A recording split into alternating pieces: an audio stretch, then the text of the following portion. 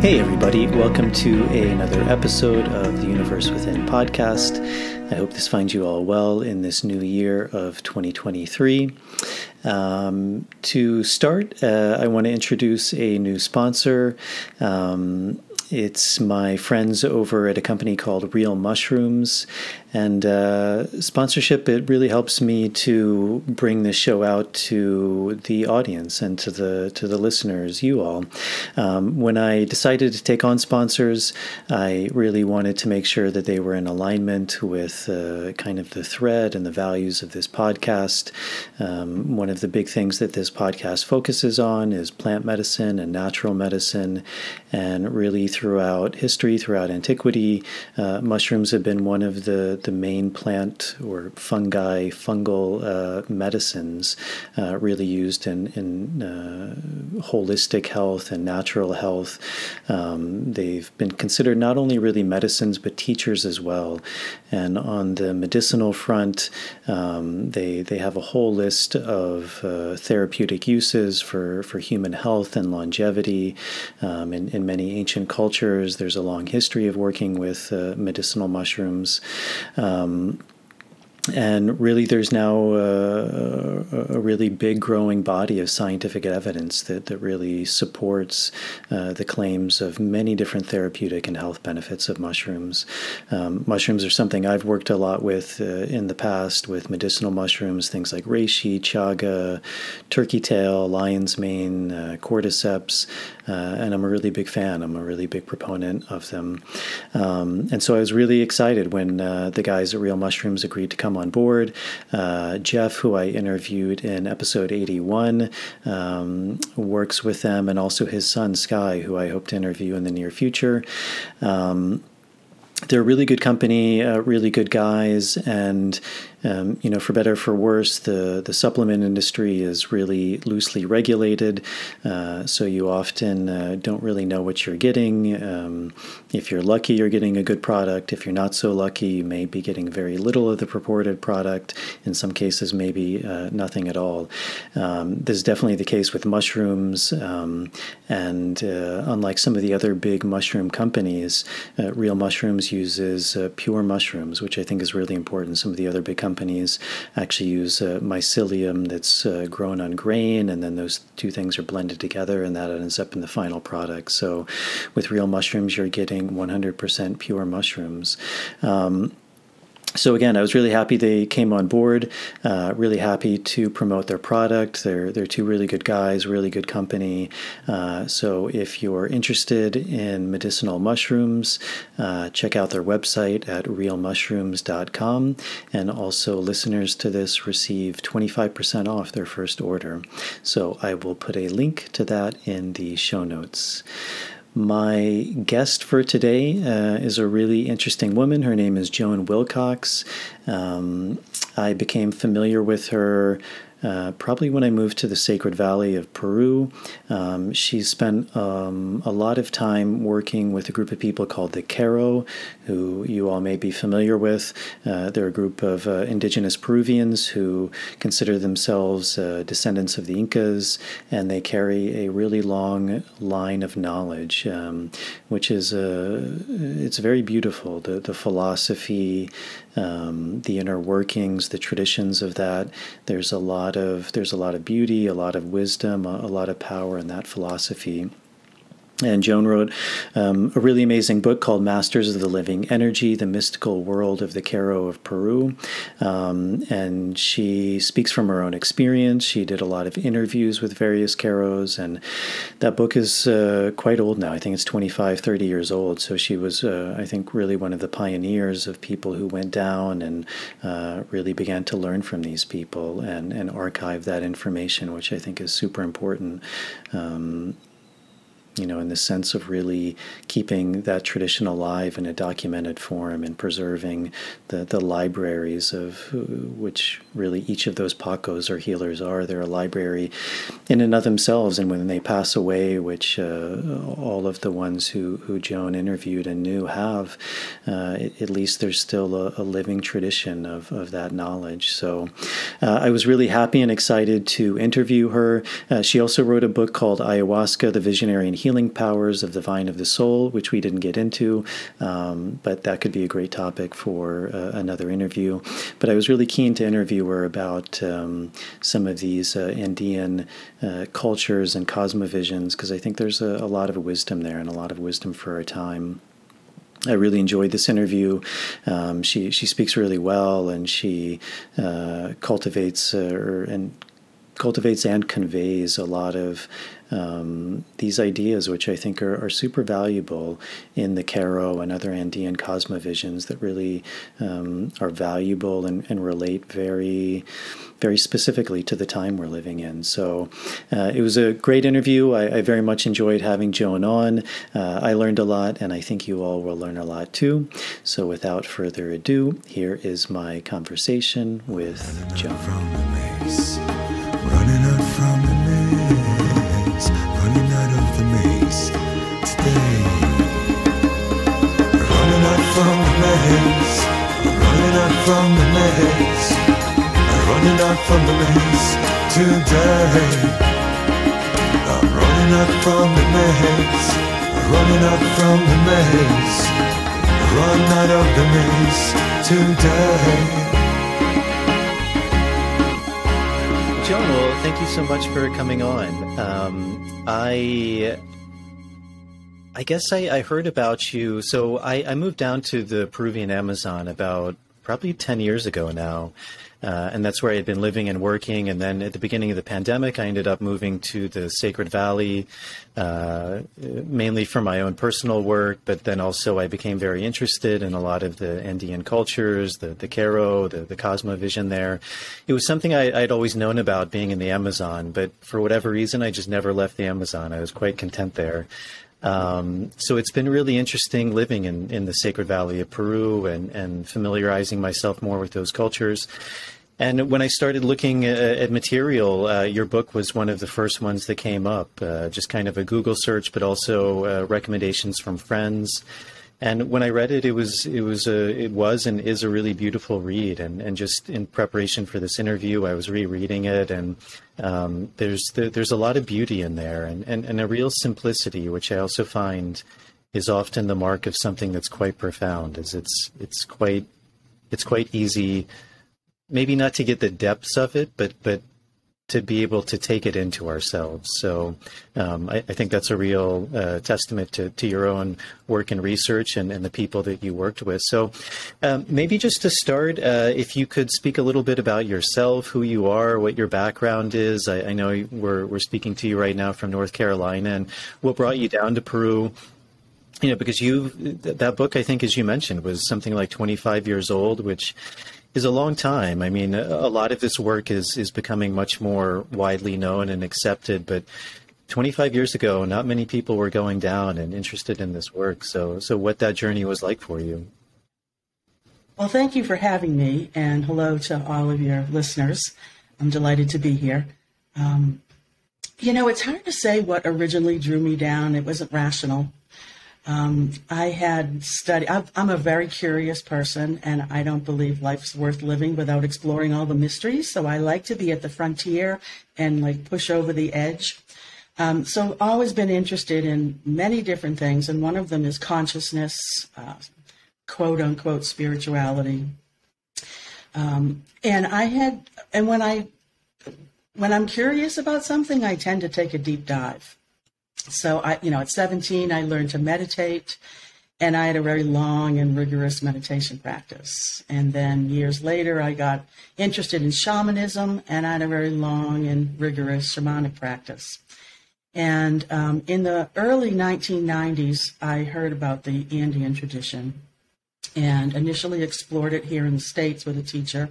And it was beautiful work, but after a year or two, it just wasn't a fit in terms of the way the teaching and the way I was being taught. And to be perfectly frank, I totally honor this teacher and his work. But when I went to Peru with him, I didn't find in Peru what I was learning in the States. And I understand that now much better than I understood it then, because we do have to translate things for our culture. for our way of thinking, or it's, we're not Indians, we're not weavers and farmers living in isolation up in the mountains. So we do have to translate things. But I didn't really understand that at the time, and I was looking for something different. And just through this is the same old story, through a series of synchronicities, I met Juan Nuñez del Prado, who's an anthropologist. Many people know him because of his father, who mounted the first modern expedition up to the Q'ero villages in 1955. Juan eventually began to study the tradition. He grew up, the Q'ero would come down out of the mountains, they'd stay at his family's home and stuff. And anyway, he and I clicked. We just had a resonance together, and he became my primary teacher. And he's been my teacher for the last, going on 28 years. And what I understand now that I didn't understand then is that, this isn't easy to explain, so bear with me, that there are various stages of learning and practicing that we can equate with stages of our refinement of our consciousness. It's like a path of conscious evolution. And that most of the teachings were taking place at the level that the world is at, which is the third level, which is a level of learning everything precisely, the correct way to do a ritual. Everybody does it the same way, or there's a thing called a despacho, which is a nature offering, and it can be very elaborate with lots of items put in it. And you learn the meaning of all of the items and the way to arrange it and offer it. It's very formulaic. There's nothing wrong with that. We need to learn that. We can't skip a step. But with Juan, he was teaching from what he calls now the fourth level. And I didn't get that for decades. I really didn't get that till about 7 or 8 years ago, because I just wasn't ready for that level of consciousness or that level of practice. But what the fourth level is it takes us from a practice that is more rote and formulaic and standard, which is the way we have to learn, the way things have been done all the time. And it takes it from a place of routine to a place of personal artistry. And in the Andes, that's very important because it's almost a natural law of the cosmovision of the Andes. And I need to say, when I'm talking about the Andes, I'm talking about the mountain tradition, not talking about the Amazonian tradition or the North Coast tradition. They have different cosmovisions, different understanding, and a different way of working with energy. So I'm talking about the mountain tradition. In the practice, in that cosmovision, and really throughout the others as well, there's a concept called Aini. And Aini means reciprocity. And it's the way we make exchanges with the universe, with other people, all kinds of things like that. Okay, it's reciprocity. And at the third level, we learn the mechanics of reciprocity. And at the fourth level, we really start learning the artistry of it. And it becomes incredibly individual. Your Aini is not my Aini because we're different people with different life experiences and beliefs. So nothing can be rote or formulaic, really. And Juan was teaching me in that way, but I didn't get it for a long, long time, And it wasn't, like I say, until around 2015. So, I started working with him in 1995. So 20 years later, that I really started to be able to understand the approach of the fourth level to the Andean tradition or any other tradition, and to live it. So that doesn't really answer your question about what drew me to Peru, but I think it answers the questions of what has kept me committed to this path for nearly 30 years. A core principle of this tradition is the understanding of your Inca seed, your Inca muyu, which is Quechua for your Inca seed. And your Inca seed is an energetic structure that's in your body, in the middle of your body. And it's your connection to your origin, which is whatever the unknowable is, whatever comes before the material life, to your spirit. There's a difference between the spirit and the soul in the Andes. The spirit is your drop of God. Your soul is your humanness, what makes Jason, Jason, and Joan, Joan. And approaching the tradition from the fourth level is all about learning to access what's already inside you, which is your Inca seed. And it's a tiny little energetic structure but it's a huge information field. And it's both universal and personal. It's universal in that it encodes within us everything possible for the expression of our humanness. Every possible expression of our humanness. It's held in potential within us. But it's very personal because the constellation, the way those characteristics and possibilities and capacities are constellated within us, it's different for each one of us. So we share the universality of being human, but your expression of your humanness is totally different than my expression of my humanness. And so the power of this path, excuse me for one sec, the power of this path is to access and live from your Inca seed. And it's really a fourth level approach because it's about the artistry of your artistry in expressing your humanity.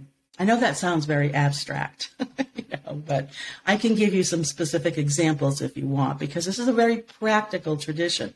That's the other thing that drew me to it. There's not a lot of dogma. There's not a stable of hundreds of gods and goddesses. There's next to no ritual or ceremony. It's very practical and efficient. It's about learning to perceive, tune, and move energy. And it starts with learning to perceive your own energetic state and move and tune yourself. So when I talk about the Inca seed and the practicality of the tradition, the Inca seed is like our inner compass. Because your Inca seed is a constellation of the human capacities that are different than mine, your compass has got a different true north than mine. Okay? But if we are in touch with our Inca seed, with the core of our spirit and our beingness, that will always be pointed to the true north of what's true for us, for each one of us individually, to be able to express ourselves, our drop of the mystery, which is unique. It's different than everybody else's. We'll be able to express it if we pay attention to our Inca seed, which always tells us the truth and always points us in the right direction. And how do we do that? Very simple. Energetically, you listen to your body. Your body's the truth meter. And when you feel an inner dissonance, you're probably not listening to your inner truth. But when you feel an inner resonance, you probably are. And this becomes very practical. We can use it in every aspect of our lives. I'll give you a couple of practical examples from my own life, because I'll just use my own experience, firsthand experience. I never thought of myself as a teacher of the tradition. I'm a writer, basically, and I had taught a little bit. Juan had encouraged me to, and I didn't find a lot of satisfaction in it. But in 2015, my life just fell apart. It was a disaster. I got laid off from my job. I was in my mid-50s. I couldn't get a job anywhere. Who wants a 55-year-old writer? Who I was in marketing, and I didn't know technology and all of the online stuff. And you can't be in that field if you don't know that. So I was a dinosaur. Anyway, I had a house and a mortgage. Other things happening. They found a precancerous spot in my lung, so I was dealing with that. My mother, who is my heroine, and who was so close to, was dying. It was just a disastrous year, and In my Aini with the universe, I became really clear that I really was going to walk my talk like never before because I had nothing to lose, you know. And in my reciprocity with the universe, I became very clear. And I said, you know, I'm looking for a job. I can't find a job. But you know what? I don't want a job. I just want to live my life. I want to be compensated for being Joan.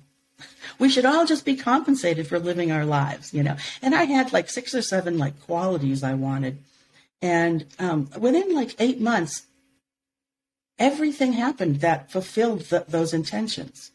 I didn't try to do anything except be open for opportunity because I know through being in the jungle and working with ayahuasca that the universe is infinitely more creative than I could ever be, you know. And so I was going to leave it to the universe to figure out the packaging, the how. And I just was clear about the what. In any case, I hooked up with Juan after not seeing him for a long, long time. And he made a request of me that I immediately said no to. He said, you know, this is what he said. He said, after my son, you know this tradition better than anybody in the world. Will you open the U.S. school? And for about 3 seconds, my ego was like, wow. And then the 4th second, it was like, oh my gosh, no. Because my immediately thinking, I need a building. I need, you know, accommodations for people to sleep. I need transportation. I need someone to cook food. That's not me. My body was in complete dissonance. And I listened to that and said, no, I said, I'll think about it, but it's unlikely. Okay. So just listening, even though my ego might have said, oh, go for it. My body, my Inca seed was saying, no, you're not a person that has a huge organization. You're not a person to run a huge organization. You'd hate that. So I did end up teaching though. And it was a whole different experience for me. And it was a beautiful experience because I was listening to my Inca seed. So I started traveling. And in 2 years, I amassed like 93,000 miles. And it was exhausting. I said, I'm not doing this anymore. I don't know jack about technology, but I'm going to figure out how to do this online. And I did. I was scared, but I did. And it worked. Okay. And that the resonance was there for that. I could be more relaxed and present. I wasn't exhausted all the time. I could keep things so cheap. My trainings are really inexpensive because I don't have a lot of expenses. And it was, people didn't have to travel and take off from work. There were a lot of pluses around it. But then I decided I'm going to give everybody for free an audio recording of every class.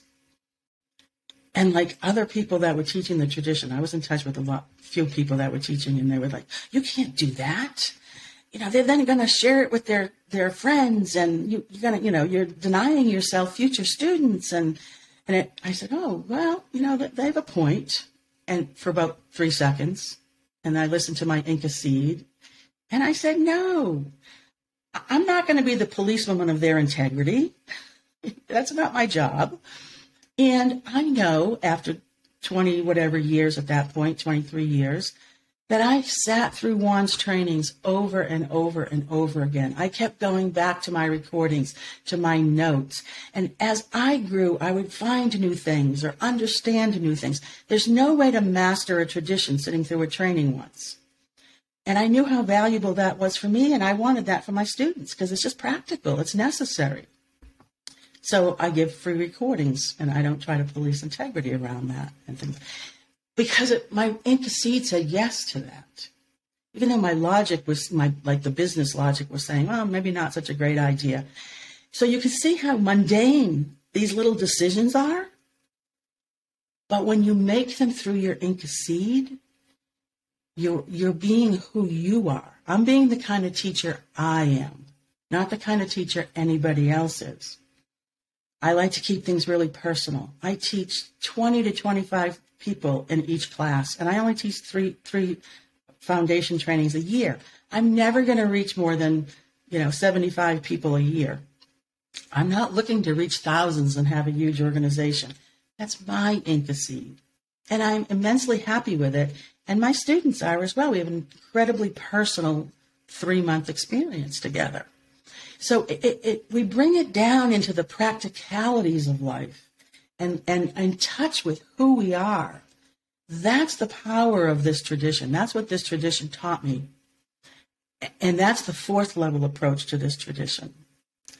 And it's life-changing. To walk through life is who you really are rather than who you think you should be, or who your spouse or your parents tell you you should be, or, you know, who your culture tells you should be, and all of that kind of stuff. So it's a path that's not about rose-colored glasses and pink ribbons and bluebirds. It's about, how do I live as who I truly am in the greatest amount of authenticity and joy, and bringing as much light to the world as I can. So long answer to a short question.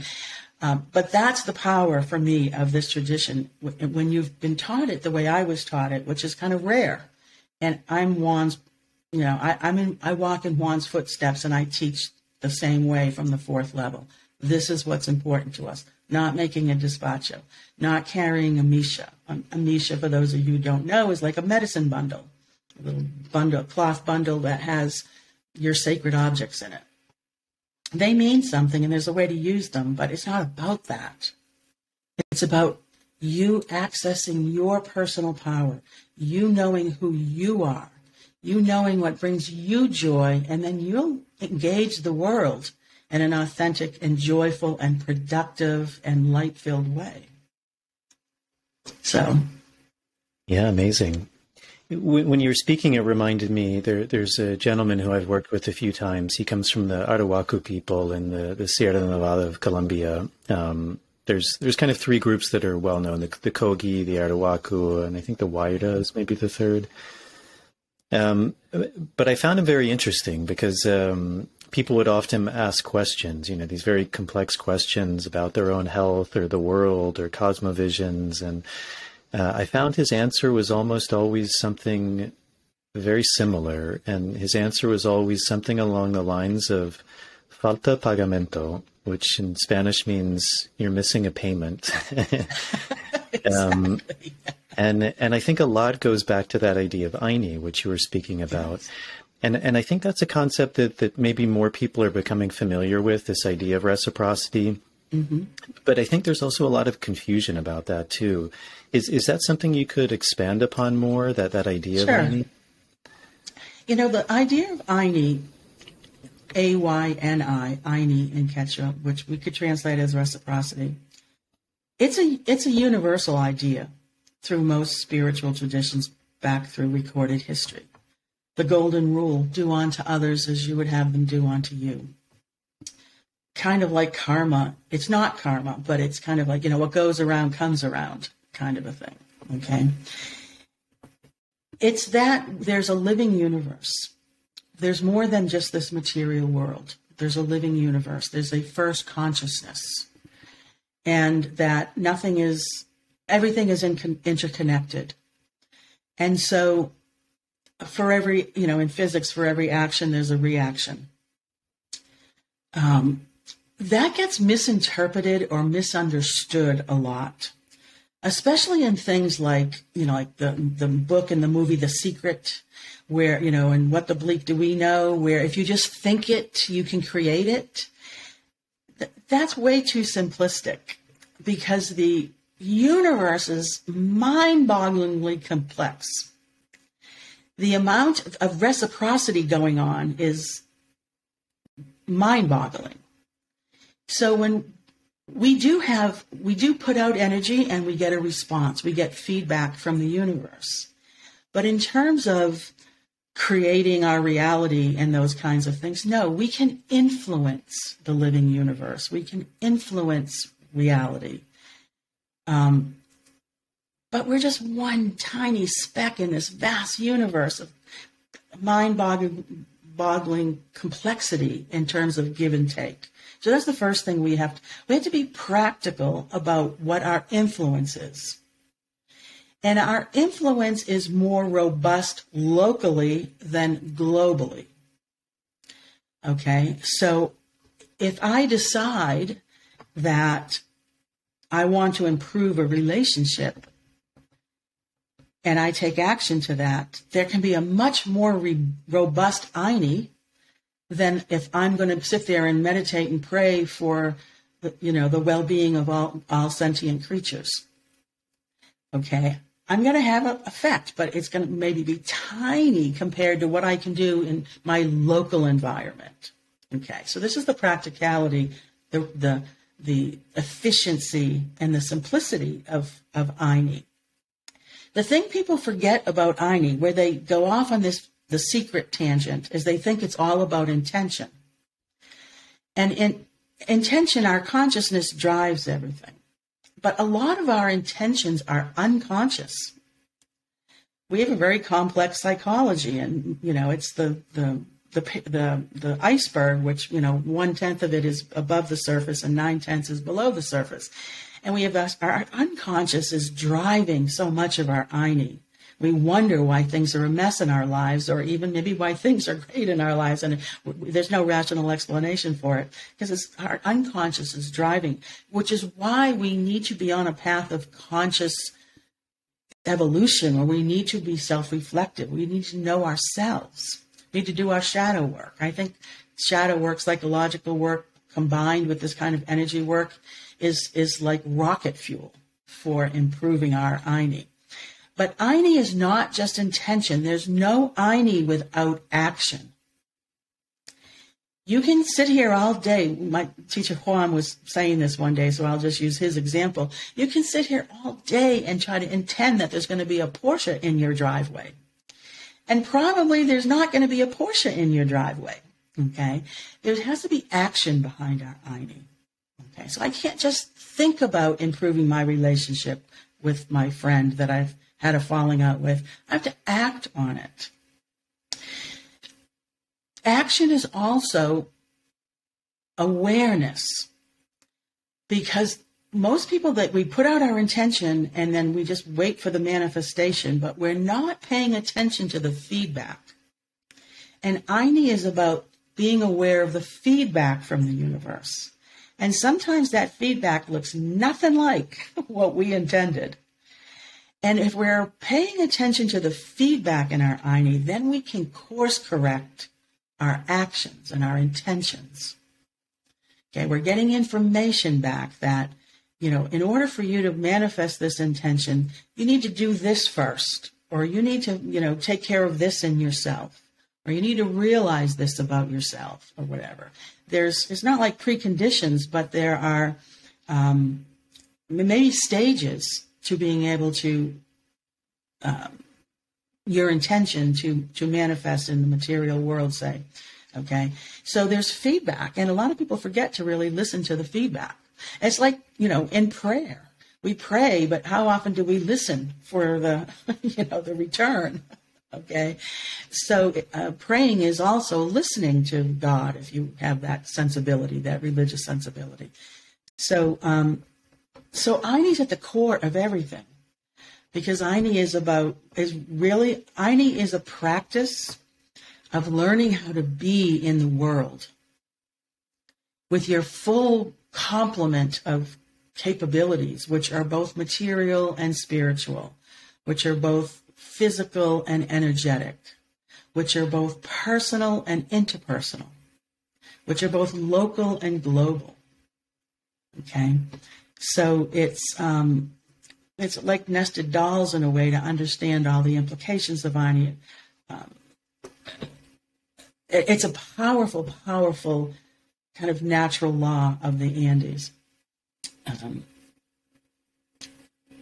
And I think sometimes it's oversimplified.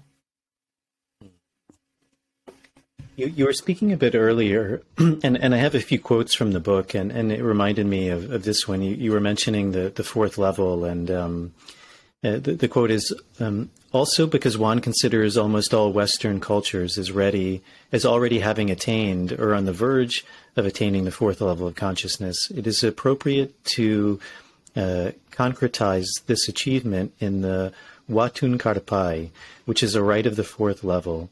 One is ready for the fourth level when one can, as Juan explains, overcome personal and cultural boundaries and find God everywhere, in a church, a mosque, a temple, or an Inca ruin, end quote. That seems really important. Maybe could you expand upon Sure. in the Andean Cosmovision what those levels are? Because Especially in the time we're living in, it seems like we are living in a very divided state. And I think a lot of people understand that, maybe on an intellectual level, that God is in all things. But as you said through Aini, our actions are often very different than maybe what our understanding is. Excuse me. Yes, absolutely. You've honed in on some of the core things here. So this is the difference between the third and the fourth level. Most of the world is at the third level. The third level, and we're translating what the paqos said. The paqos are the practitioners of the Andean tradition.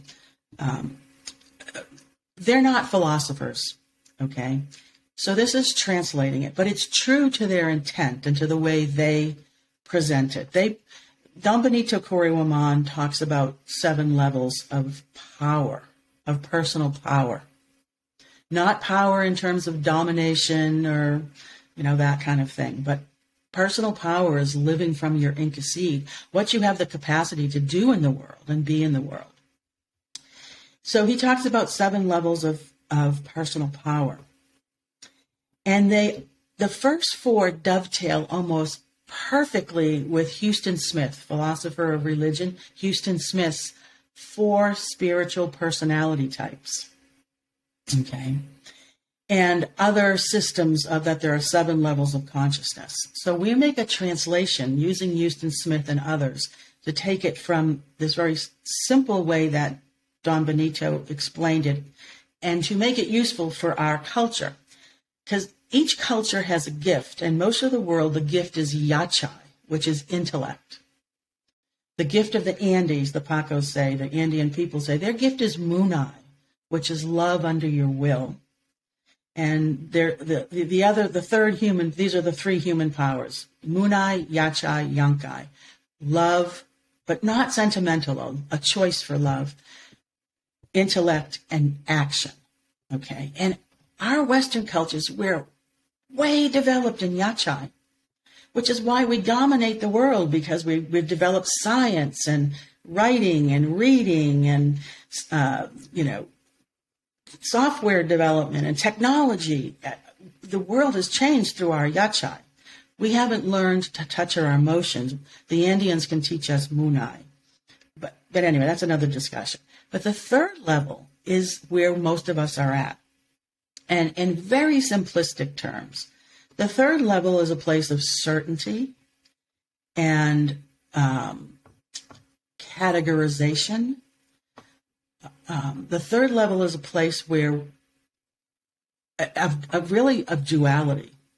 Okay, so if you really have, I have to say too that there are very refined and what we'll call light ways of expressing each level. So there's a level of there's an aspect of being at the third level where you create no heaviness.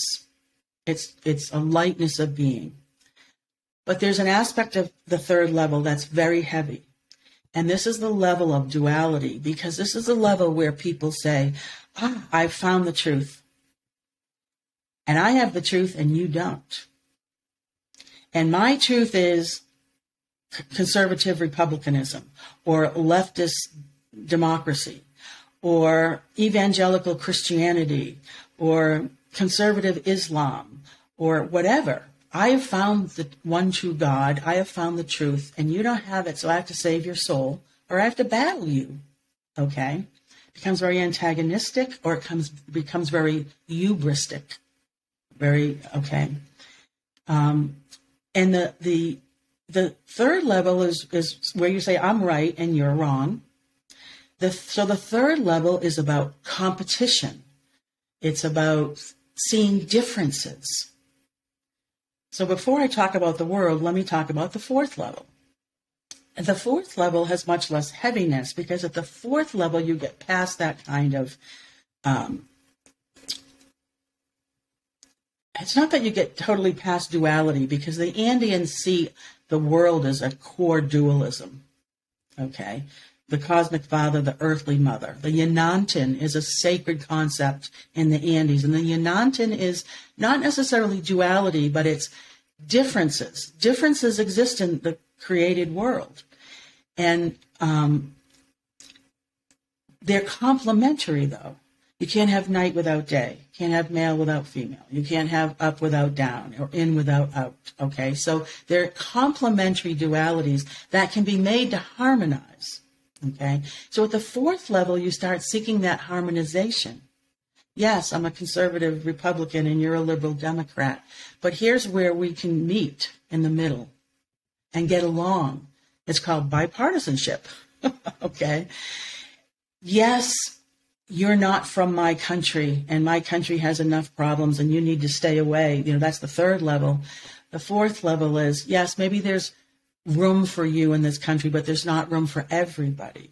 How can we make a fair system of inclusion rather than just saying you're different, you're excluded? Nationalism, okay? So the fourth level is getting beyond confusing the symbol for what it signifies, so that I haven't found the one true God and you haven't. All the forms of God that we have developed all lead back to the same one energy, the same originating, animating cause. Okay? I call the third level the sweet seduction of the form. And the fourth level is acknowledging that there are forms, but not being seduced by the forms. But it's a place of looking for cooperation rather than competition, inclusion rather than exclusion, similarities rather than differences. Okay, so it's a whole refinement of consciousness, and therefore your Aini is completely different. When you go into your Inca seed, you don't only see your own Inca seed, you don't only honor and know your own Inca seed. I have to honor, and I might not know, but I have to honor your Inca seed, which is different than mine, you know. So the world today, we say, is in a massive struggle to move to. In the Andes, there's not just personal conscious evolution, there's species-wide conscious evolution. The whole of humanity is evolving toward what they call the Runakai Mosok, the new humanity. Okay? That's a fourth level humanity. And the world right now is in this struggle between those who are already at the beginning of the fourth level, or those who feel it resonating within them and are working toward it, and those who are scared stiff about anything changing. They're so comfortable with the certainty of the third level that they're afraid of change. They're afraid of, you know, our culture, Western culture, is so afraid of consciousness, of exploring consciousness, right? Because if you explore your consciousness, what does that mean? It means you have set yourself free to decide for yourself. And we really like the herd mentality. You know, if you wander from the herd, it's a little bit dangerous. It's definitely daring, but it can be dangerous. And, well, you might pull people away from my herd, and I don't want them going, you get the whole idea, right?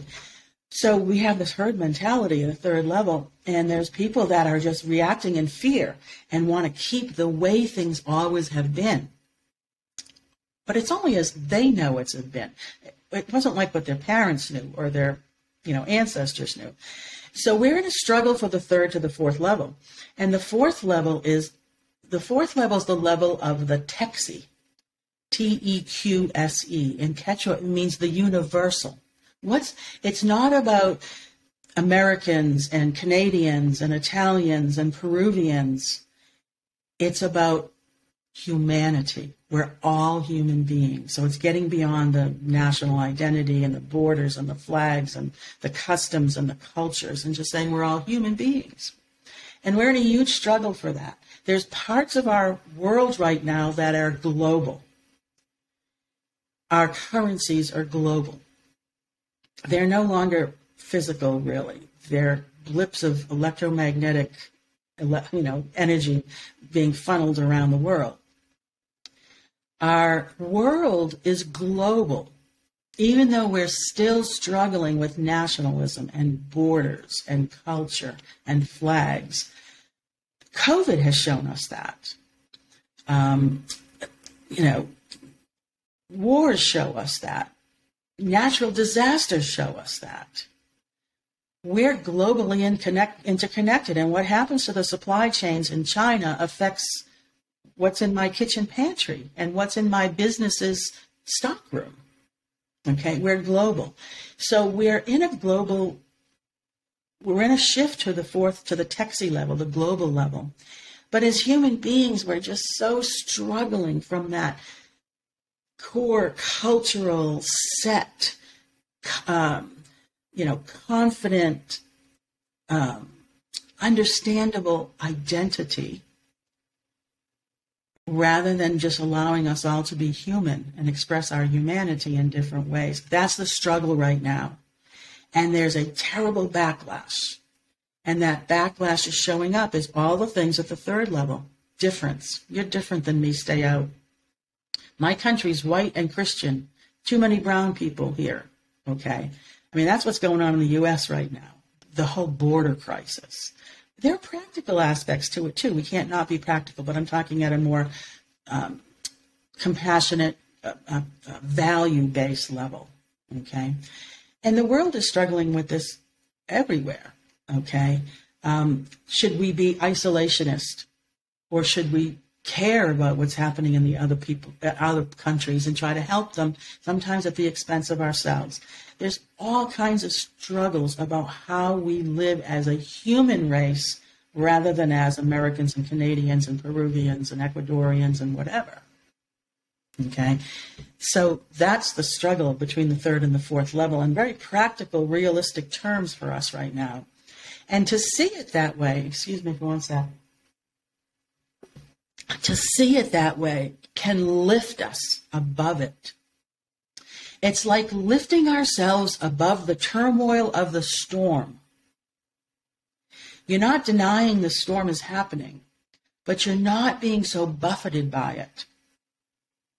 And you can look at it more objectively and maybe more compassionately, because you can see the big picture of what's going on, And so when you're in the midst of the storm, it's hard to get out of the storm. But if you can just at least momentarily get out of the storm, you're going to see, oh, it's just a storm. It's going to pass. It's destructive, but how can I help ameliorate the destruction, or help those who have suffered, or whatever? It just gives you a whole different perspective, So I think that's how I see it anyway. And it's a very hopeful stance, because you understand we are moving toward the fourth level. It's like a caterpillar that has to dissolve itself to become a butterfly. We're in the disintegration process. We haven't reformed ourselves yet. And sometimes that reformation process is it looks dangerous, and it's messy, and it's even ugly. But we can emerge from it in a more beautiful way, a more fluent way, a more fluid way, which is the butterfly. We loose ourselves from the materialism of the earth and can fly, so. Are you familiar with the distinction, or are there, of the, I guess, the fifth, sixth, and seventh levels? Yes. And we say that there are no fifth level human beings that we know of. Working with nature spirits can take you, working with energy, working with nature spirits, just intuitively can take you to the third level. Some kind of training, doesn't have to be Andean, could be Buddhist or whatever, can take you to the fourth level. After that, you have to work with what they call the universal spirit beings, okay? And there can be no imposters to the fifth level. The fifth level is what the prophecies of the Andes tells us is imminent if we do our work. We've got to go through the fourth. You can't skip a step, so we have to get through the fourth level first. But there can be no imposters to the fifth level, because at the fifth level, we've developed even beyond the fourth level. And at the fifth level, we start living in our everyday normal lives with what we would consider now meta-normal human capacities. Capacities our science and our medicine and our religions and whatever tells us are not possible.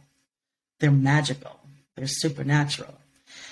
So one of the manifestations of the fifth level is the infallible healer, and it's very concrete. You're an infallible healer. You can, by touch, you can heal everything and anything every time without failure. Someone has a leg amputated, you regrow the leg. Somebody has dentures, you regrow the teeth. Someone's schizophrenic, you cure the schizophrenia. Has cancer, you empty out the hospitals. So there's no imposters to the fifth level. We have had humans who have displayed fifth level abilities in the past, if we believe certain religious historical texts. Because after the Buddha was awakened, through almost a darshan, through a sharing of that awakened energy, Ananda and the other disciples of Buddha were able to perform miracles. With Jesus, they're representative of sixth level beings. This has nothing to do with religion or spiritual tradition. They're prototypes of the enlightened human being. Okay? And so with Jesus, when Jesus died and resurrected, he was on the earth for 40 days teaching. And then on the day, what we call in the Catholic Church, the day of Pentecost, he ascended. And on that day, the way whatever God is kept touch with the human world was through the Holy Spirit. That was when the Holy Spirit descended into the world. So that's the connection with whatever God is now, right? And when the Holy Spirit descended, we hear in the Bible, if we take it as a historical text, that the tongue of fire came down over Jesus' 12 disciples' heads. And after the descent of the Holy Spirit, they got more godlike capacities. They became miracle workers. The book of Acts in the Bible are the acts of the apostles, the miracles of the apostles. They could raise from the dead. They could heal with a touch. So we know, and they were just human beings, fishermen, tax collectors, farmers, okay? Just like us, normal human beings. They attained fifth level capacities. We don't know of anybody on the earth. We know people that have had touches of the fifth level. I think like Sai Baba can do miraculous things, pull vibhuti or ash, sacred ash out of the ear, manifest a pearl necklace. There are people, they have touches of the fifth level, but they're not totally, they haven't firmly elevated themselves to the fifth level. So we know it's possible. And the Andeans are, everything energetically, they say, is in place right now for us to make the leap to the fourth level and then open the way to the fifth level. But the fifth level you can't learn. You can't train for the fifth level. According to the Andeans, just like in these historical texts or these religious texts, the fifth level is a descent of the power of God. So it's given through the awakened ones who are sixth level, they're godlike, or it's just a spontaneous download from whatever God is that you attain the fifth level. And then the sixth level is the enlightened human being. You're still in the world, you're still human, but you're fully expressed your Inca seed and are not causing any heaviness in the world. You're a bringer of Sami, or lightness, or joy and goodness and compassion to the world. And then there's a seventh level, which the Andeans don't tell us anything about. The seventh level is the God as human and the human as God. Actually being God in the flesh, which is a step above the enlightened human being. You know, you might be familiar with Terence McKenna. He's written a lot about psychotropics and psychedelics and things like that. And he was a great scholar of human evolution, especially about language. But he said something once that reminded me of what the Andeans say about the seventh level. He said, he thought that the ultimate development of a human being would be when we can externalize our soul. And I see that as us being able to live as who we really are, which is a drop of God, whatever God is for you. But I'm just using that word stripped of all its religious connotations. When we can externalize the soul is our humanness. And when our spirit, our Inca seed, we're living fully from our Inca seed, as you're living fully as Jason and I'm living fully as Joan. We're externalizing our soul, which is our humanness, but through our spirit. Our Inca seed is always connected to its origin point, which is whatever God is. We have an energetic anatomy, and there's an energetic, not a center, but an energetic point that's right at the forehead, the turn of the forehead. It's called the puku. And the puku, it means a spring. It's like water that bubbles up from the surface of the earth from an underground water source. It's called the puku. And that puku is always drawing Sami, which is the light living energy, the animating energy of the universe. It's always feeding this animating energy straight down our spine and into our Inca seed. So we have an unbroken, continuous flow of this God energy, this animating energy to our Inca seed. And that Inca seed is always trying to pull us up to express these more and more refined aspects of our humanness until we're God in the human form. And we make our world a heaven on earth. The Andean tradition is what we call a descending spiritual tradition. There's two kinds of spiritual traditions, an ascending and a descending. Most of the world religions are ascending spiritual traditions. You're trying to get the hell out of the body. The body's corrupt. We might love nature, but there's temptation and there's sin, and the body is gross and can suffer, and there's all kinds of gross temptations, and we're trying to get out of the body, and we're trying to earn our way or deserve our way to be accepted by God. That's how most traditions are. Most shamanic or many indigenous traditions are descending traditions, which said we need to realize what we are. We are God in the material world. We're the expression of God, and we just need to not just remember that, but learn to live as that. So where we see the physical and the material world as sacred, and we re-sacralize the world, and we re-sacralize ourselves. So we're not looking to leap beyond the human. We're looking to refine the human until it's realized its potential, which is godlike. Not even godlike, which is God. So yeah, those beautiful. Are the three upper levels. That's where we're aspiring to. We don't have small goals in the Andes. We're very practical, but we have big goals. It reminded me of another quote, and this was about power, which you mentioned a bit earlier. And it's an interesting word. It's something, when I began working with ayahuasca and learning from a lot of, especially the Shipibo shamans who I worked with, it was a word that I became familiar with. And then especially when I began working a lot with tobacco,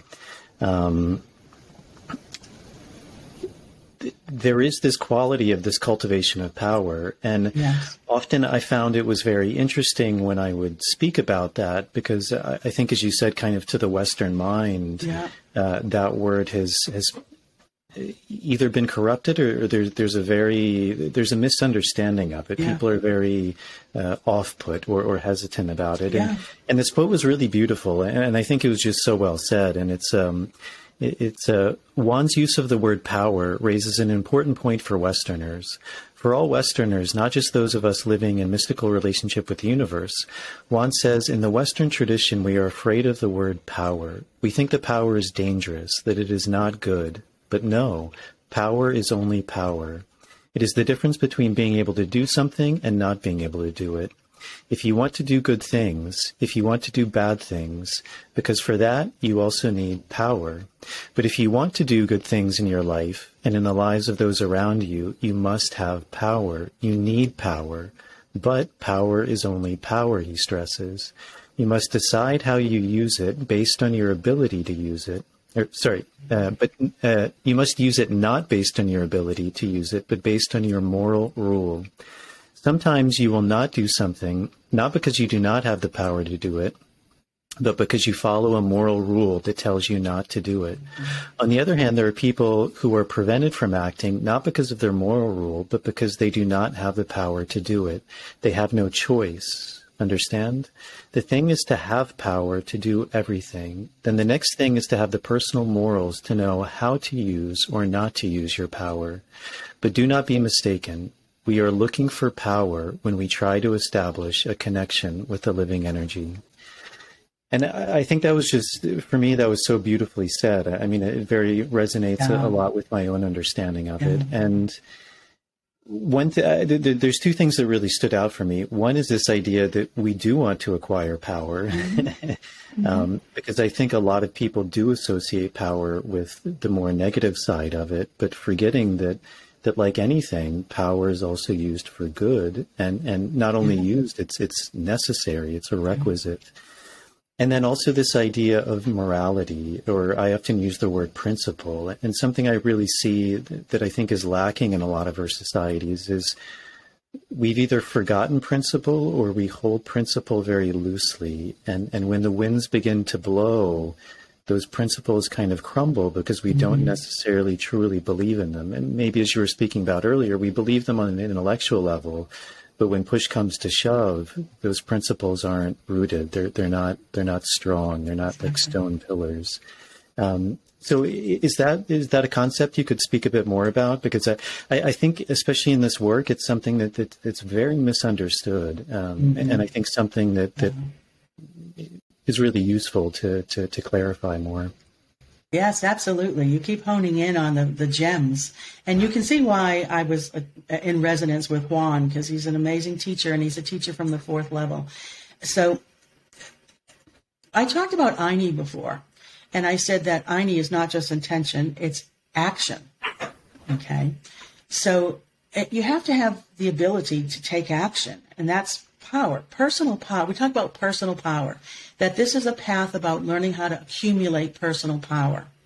What we mean by that is to access your kanai. Kanai means to know who you really are, but not only to know who you really are, to have the power to live as who you really are. Okay? Against all the pushback from the world and others and so forth, but still to get along with everyone. And to allow others to do that in a way that might be very different from you. Okay, so we have to have power to do anything. I can't get up out of this chair if my muscles aren't powering my lift, okay? I can't speak unless there's some power through my vocal cords and from my lungs. There's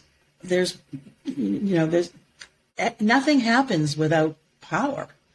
Okay. Power is the ability to do anything. That's how we mean it. We don't mean it as power over, dominance, those kinds of hierarchical concepts.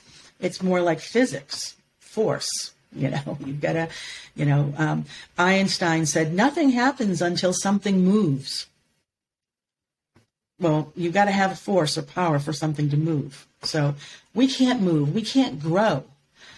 We'll be totally stagnant, and there's no life in stagnation. We have to move and grow. And, we don't have to. We make a choice to. But anyway, we're not stagnant. So we're using power all the time, whether we call it that or not. But in the Andes, there's one energy.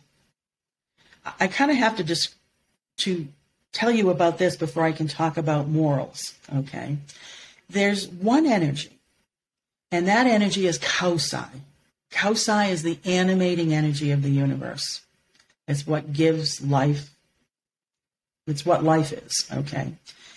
And there's a spectrum, and it's every possible frequency configuration of Kausai. A tree is one kind of configuration of all the frequencies of Kausai in the material world. And, my eyeglasses are another configuration, and my body's another configuration, and so forth and so on. Okay. And in this spectrum of energy, any Energy's nature is to move. As Einstein said, nothing happens until something moves. Kauai's nature is to move. We want the life force, we have to take it in, we want it to move through us and animate us, and then we want to move it out and share it, okay? It doesn't, so we move it through us. But because of our humanness, the complexity of our psychology and our emotions and our wounds and our traumas from our soul, from our living in this very difficult human world, we can block some of that animating energy, okay? And what we do is we block it, and over time it can keep us from expressing our Inca seed. It can increase our unhappiness. It can sometimes even degrade our health, okay? Not because it's negative or bad or contaminating or dirty, but we call it hucha. Hucha is not sin. That's how it's defined in most Quechua dictionaries. It's not sin. That's what the Christianization of the culture has named it. Hucha is simply slow Kausai. It's slow Sami. So it's a slow life force energy. And that slowness, instead of being light, and it's not light in terms of visible light, Sami is lightness in terms of the lightness of being, the lightness of your spirit. Hucha weighs us down. It makes us feel heavy. So Hucha is not sin or bad or negative or evil. It's just heavy. Okay? So when we're slowing the life force energy down, it's much more difficult to know yourself, to develop your Inca seed. You become more isolated, and it can prevent you from having, then interacting with the world, because we can only love others in proportion to how we love ourselves. We can only treat others in proportion to how well or badly we treat ourselves. The Vedic tradition says the world, you're not in the world is in you. And that the Andeans would concur with that. The state of your Inca seed inside you is going to reflect in how you are in the world and how you treat others and stuff. So it's not so much morality, but it's about values. I like the word values. We cannot live in a human world without values. It's impossible, okay? Unless you escape to a cave and you live alone in a cave or a cage or a prison cell or something, then you're free of values, because you're free of any kind of any kind of aini. There's no interaction with others, okay? You can have values in response to what happens to you. A storm comes through, or the prison guard is nasty, or whatever. But I'm talking about, the greater participation in human life. We can't live without values, because we're a community of humanity. And we choose values deep, deep down in our unconscious and in our cultural, archetypal ways. What are the values that we hold? So people like... what's his name? I can't think of his name now. He wrote The Clash of Civilizations, Samuel Huffington or something like that. I can't remember. He said, what's happening in the world now is not a clash of cultures, it's a clash of values. I think that book has a lot of, it's written a long time ago, but it's so pertinent to what's going on today. So we have to have values, because values are how we agree to get along or not get along, okay? And so as you accumulate personal power, think about that as you gain insight into the self. You have more self-awareness. And with more self-awareness, you have a bigger repertoire of behavior and ways of thinking that are more inclusive, more fourth level, usually, okay? And therefore, your values kind of follow along with that. And your values become more refined. That's the ideal, okay? That's the upward progress of humanity. But Hucha is just slow Sami. And whenever we're doing anything, we're moving energy. And the only energy there is Sami, the life force energy. And so people that have a lot of hucha, their power is hucha. And they're moving very heavy energy. And they're going to attract people that are resonating, their Inca seeds resonating at that level of energy, which is heavy energy. And usually it's detrimental and hurtful to the larger values of society. So you can be walking in a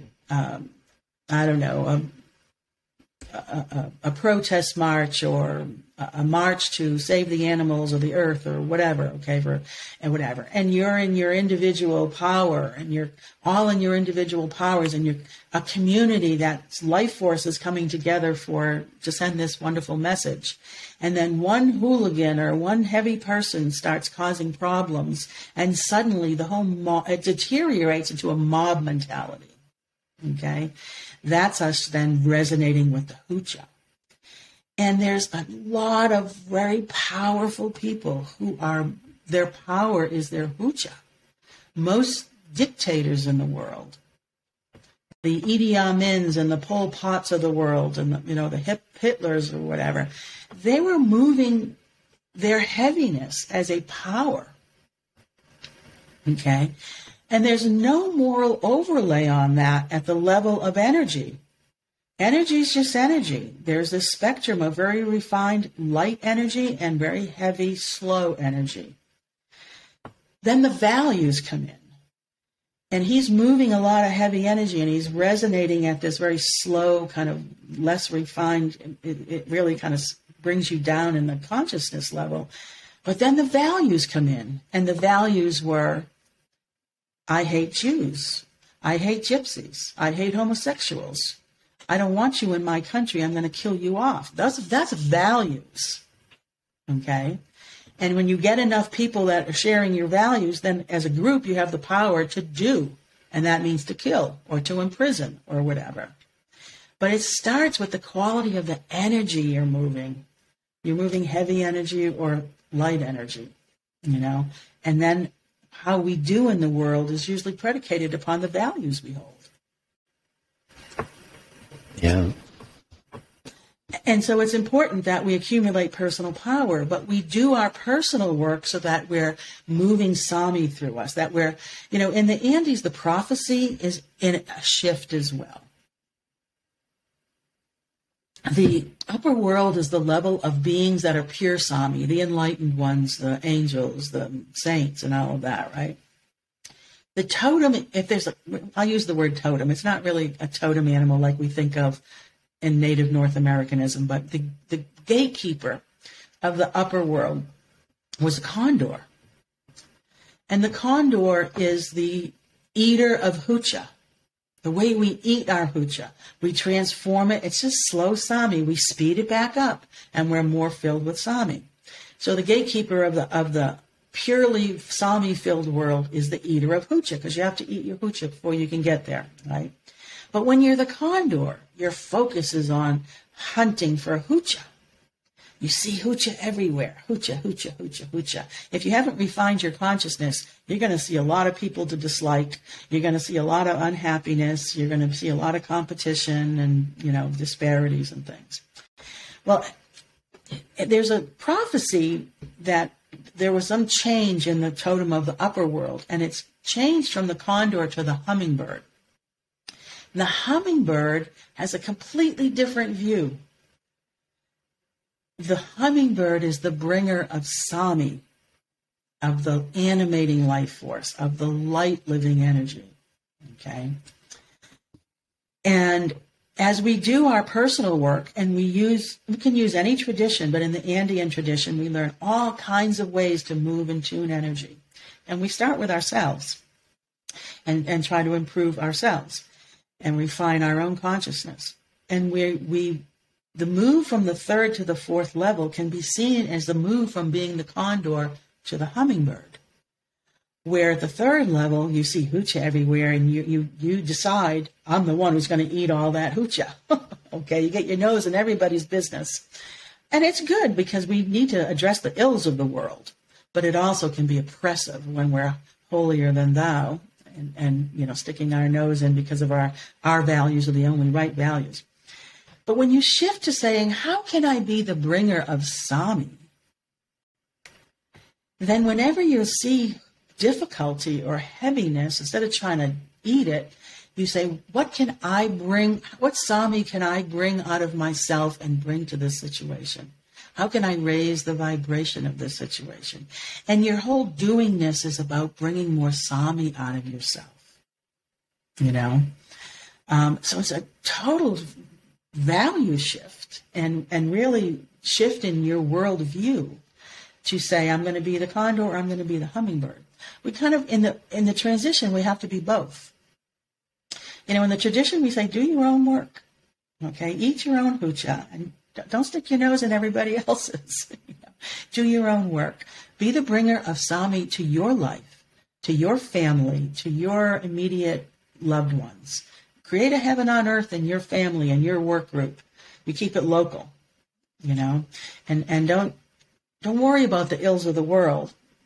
If we're all just doing our own work, we're going to transform the world individual by individual. It's Gandhi's famous quote, be the change you want to see in the world. That is so, the Andeans are right on board with that. Deal with your own hucha. So. You mentioned the idea of the Hanak Pacha. Can you speak a little bit about those three levels? Because those seem really important and quite relevant to a lot of things. Sure. Most indigenous traditions or shamanic traditions have a concept of the three worlds. There's an upper world, a middle world, and a lower world. The upper world tends to be the kind of heaven-like world, the realm of paradise, we'll say, of enlightened beings, of goodness and well-being. Okay.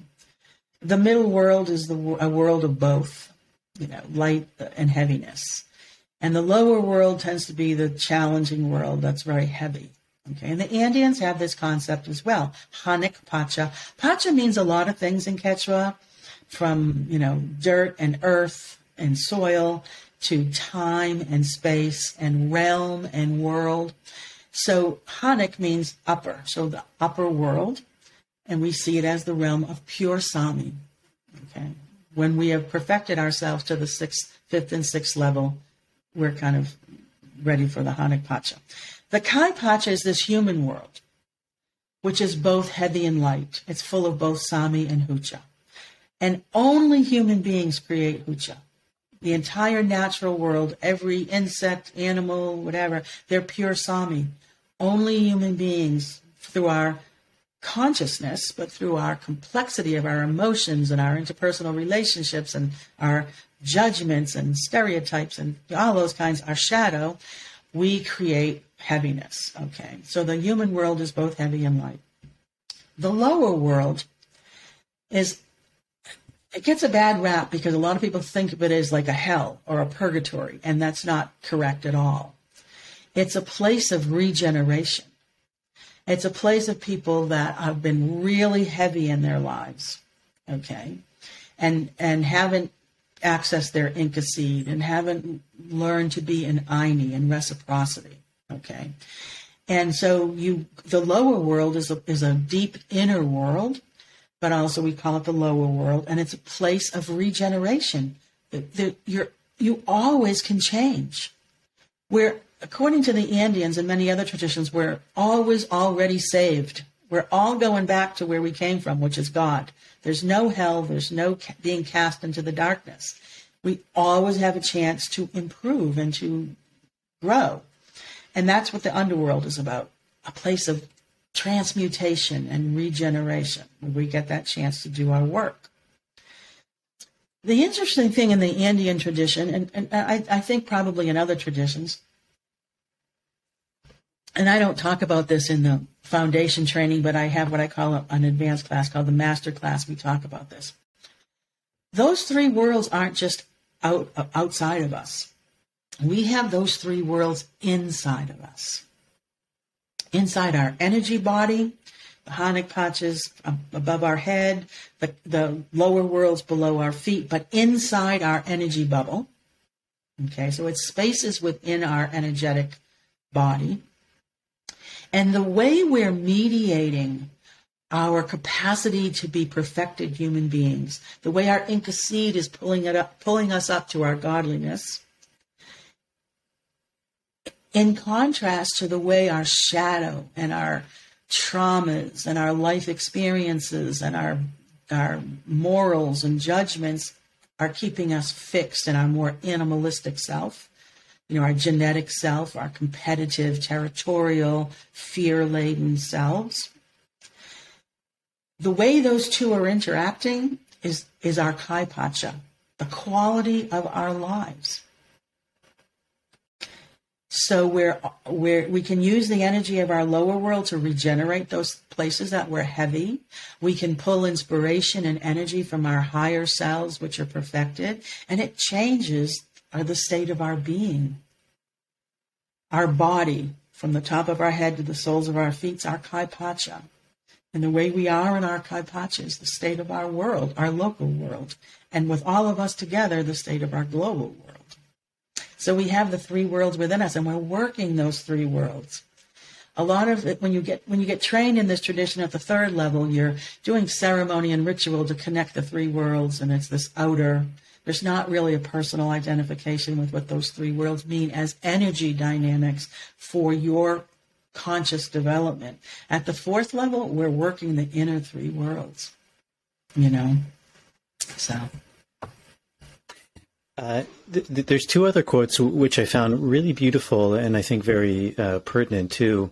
The first one was about this idea which you spoke about earlier of duality, and the second one is very interesting about seeing the world as it actually is. Mm-hmm. One of the interesting things I find quite powerful about working with tobacco is one of the main qualities that's associated with it is seeing the world as it actually is, which, kind of talking about these various cultures, it is this very universal principle. You see it a lot within like Vedic philosophy of this idea of Maya, that we see the world through an illusion, or in Christian thought, that's, as you said, that many of these things are mistranslated, and the word apocalypse is very mistranslated as well. It actually means to see the world as it actually is, the end of the veil. It's not the end of time, it's the end of seeing the world through a veil, and to actually lift the veil and see the world as it actually is. Yeah. So this first quote I found really beautiful. It says, "Before we go into this concept any further, it is important for you to understand that being in harmony does not mean being in balance. Balance is a dualistic term. We seek to equalize two things, or alternatively, to make them the same. Andeans, however, prefer to recognize inherent differences, as in Amerigo's phrase, the complement of differences, and to preserve the individuality of the two entities. Within the Kausai-pacha, for example, male energy is a vibration or flavor of energy distinct from female energy. One is not better, more powerful, or purer than the other. They are simply two expressions of the infinitely creative Kausai-pacha. In the Andean tradition, as we encounter different flavors of energy, we strive to recognize the distinction and to celebrate it." End quote. And then the second quote is about reality, and it says the Melchor Desa teachings are predicated upon the ability to discern energy clearly and objectively, without judgment, without overlaying the immoral Kausai-pacha and projections of our own prejudices, fears, expectation, and the like. In Quechua, the verb kawai means to see, and the kawak is one who sees. To be a seer is to be able to discern the quality of your energy interchanges and how they contribute to creating the very conditions of your life. The goal of Melchor Desa work is to see clearly enough to fully empower yourself to create a life that expresses your greatest potential and finest gifts. Juan describes the goal this way: we want to see reality exactly as reality is. We want to develop the capacity to accept it exactly as it is. This work is about moving beyond your personal expectations and wishful thinking. You learn to see the Kausai Pacha as waves of energy. Then you develop the clarity and maturity to choose which wave to ride, and you surf it effortlessly. I found both of those really interesting.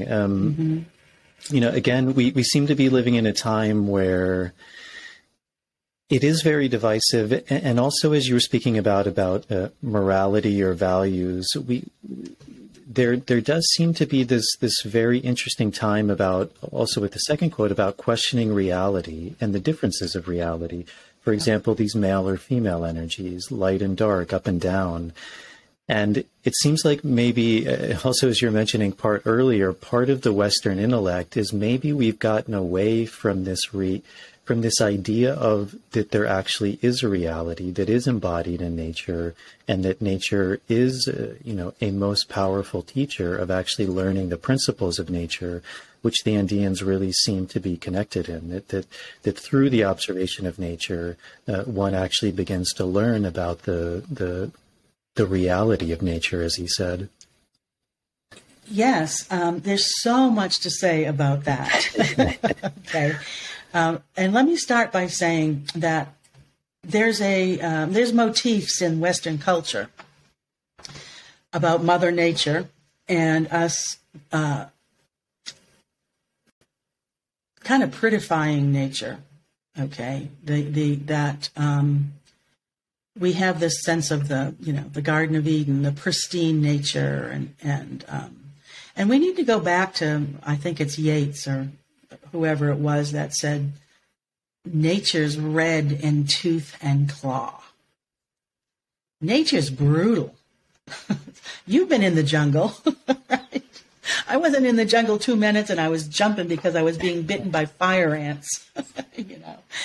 You die in the jungle if you don't know nature. Okay. So the reality is that there's a complexity to the world, and oversimplifying it through a lot of prettified spiritual, rose-colored glasses is just delusional.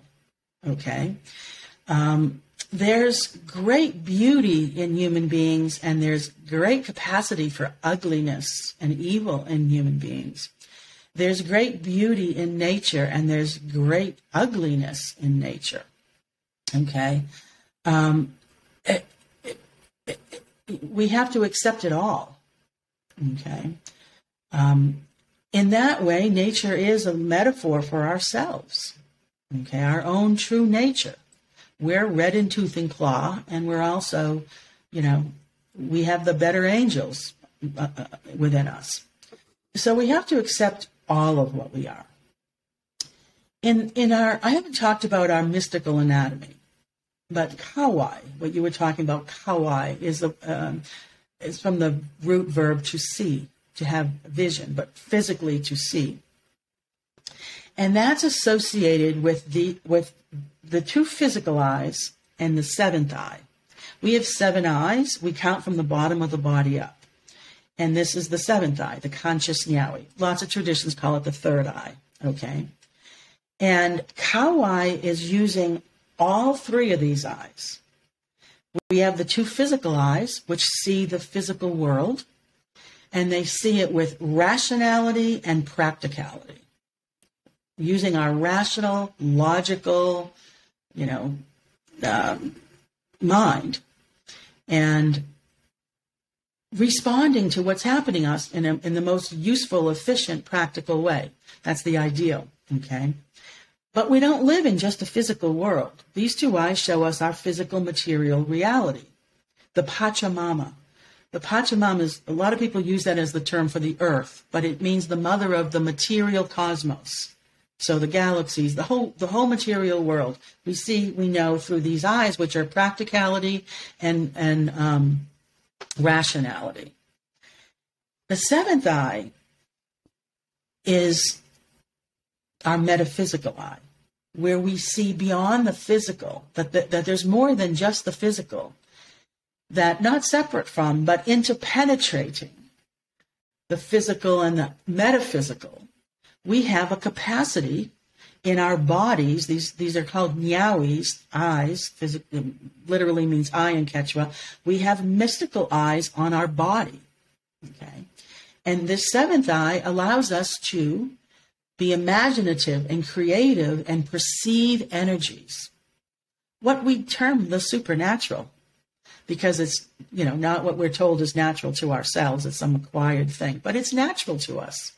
We just don't use this eye. Our culture doesn't teach us to use this eye unless it's a beatific vision in your church or, whatever, or compassion for all creatures. That's seeing through here, okay?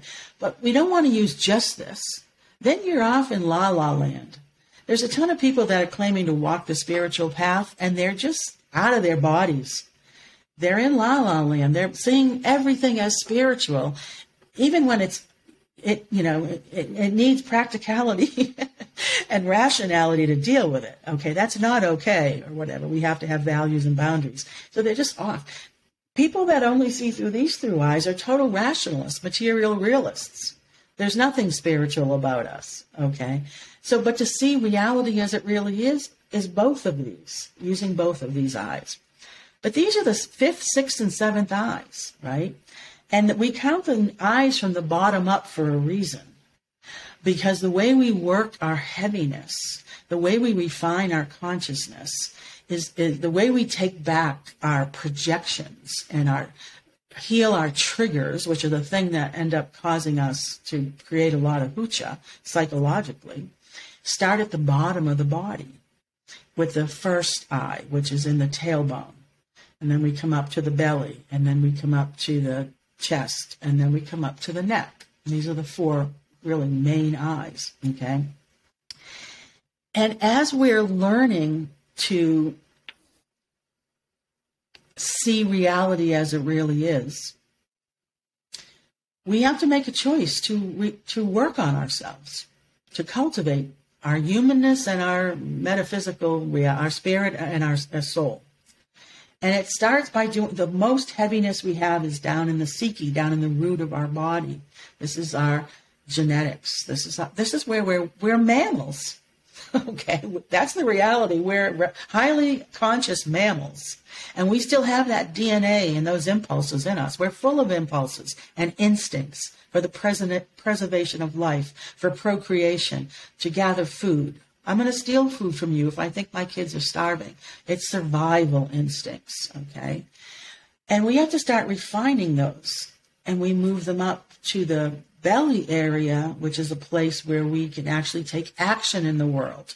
That fear comes up from the root and comes out the belly, and we act. I go steal your food to feed my kids or whatever, okay? But it's also the place where our passion is. And the passion's what motivates you in life to sustain an effort, and you can have healthy attachments or unhealthy attachments through the kuya of your belly. So you have to work on that, okay? Your relationship with the world and your ability to take action in the world through your personal power. You move it up and you come to the only center in our mystical body that has no heaviness, which is the sonko. It's translated in most Quechua dictionaries as the heart, but it's not the physical heart. It's the center of your feelings, the higher human feelings, especially love.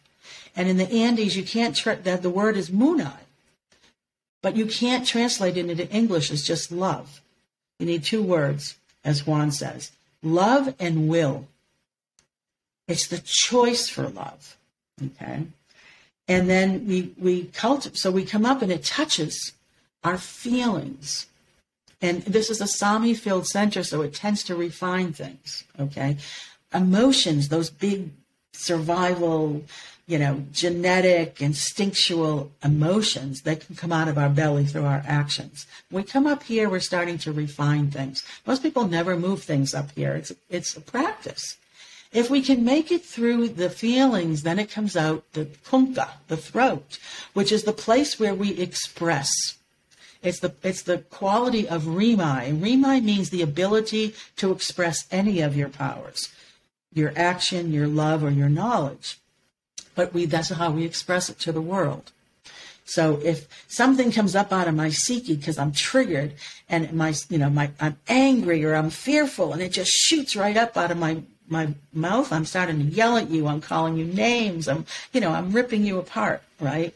It almost doesn't touch my feelings. But if I can bring it up slowly and refine it, then I can express my displeasure with you without, slaying you. I can still own my truth. That's my truth. But I'm not going to destroy you in the process, But then if we can bring that energy up through our two eyes and just really see what's going on, what's the reality in the physical world of what's going on, and what's the metaphysical reality? How can I bring my spirit, my creativity, my imagination to it? Then I can say I'm in fear about something and it comes out, and instead of coming out and I say something that slays you, I let it get tinged by my passion and my feelings, and I almost bring it up in touch, or this energy is able to come down. And what comes out is, hey, this is my truth. I really didn't like what you just did or what you said. It violated some of my values, and here's why. I'm not going to slay you and judge you and tell you how awful you are. I'm going to say, hey, this is my truth and in my world, whatever. But I'm going to bring I'm going to temper it with practicality, rationality, and a sense of you're a spirit that's struggling. And right now I can see you're in fear. And I'm not going to react to that from my psyche, from my root. I'm going to come at it and say, yeah, I see you're in pain. But you know what? The way you're expressing your pain is not okay with me. It's dealing with the reality. You don't have to love everything. It's not rose-colored glasses and bluebirds and pink ribbons. But it's expressing yourself through your sami rather than creating more hucha. So these are centers of our human capacities. And we work them. And we learn to move energy and tune our responses so we're not so reactionary, and we can tune our responses.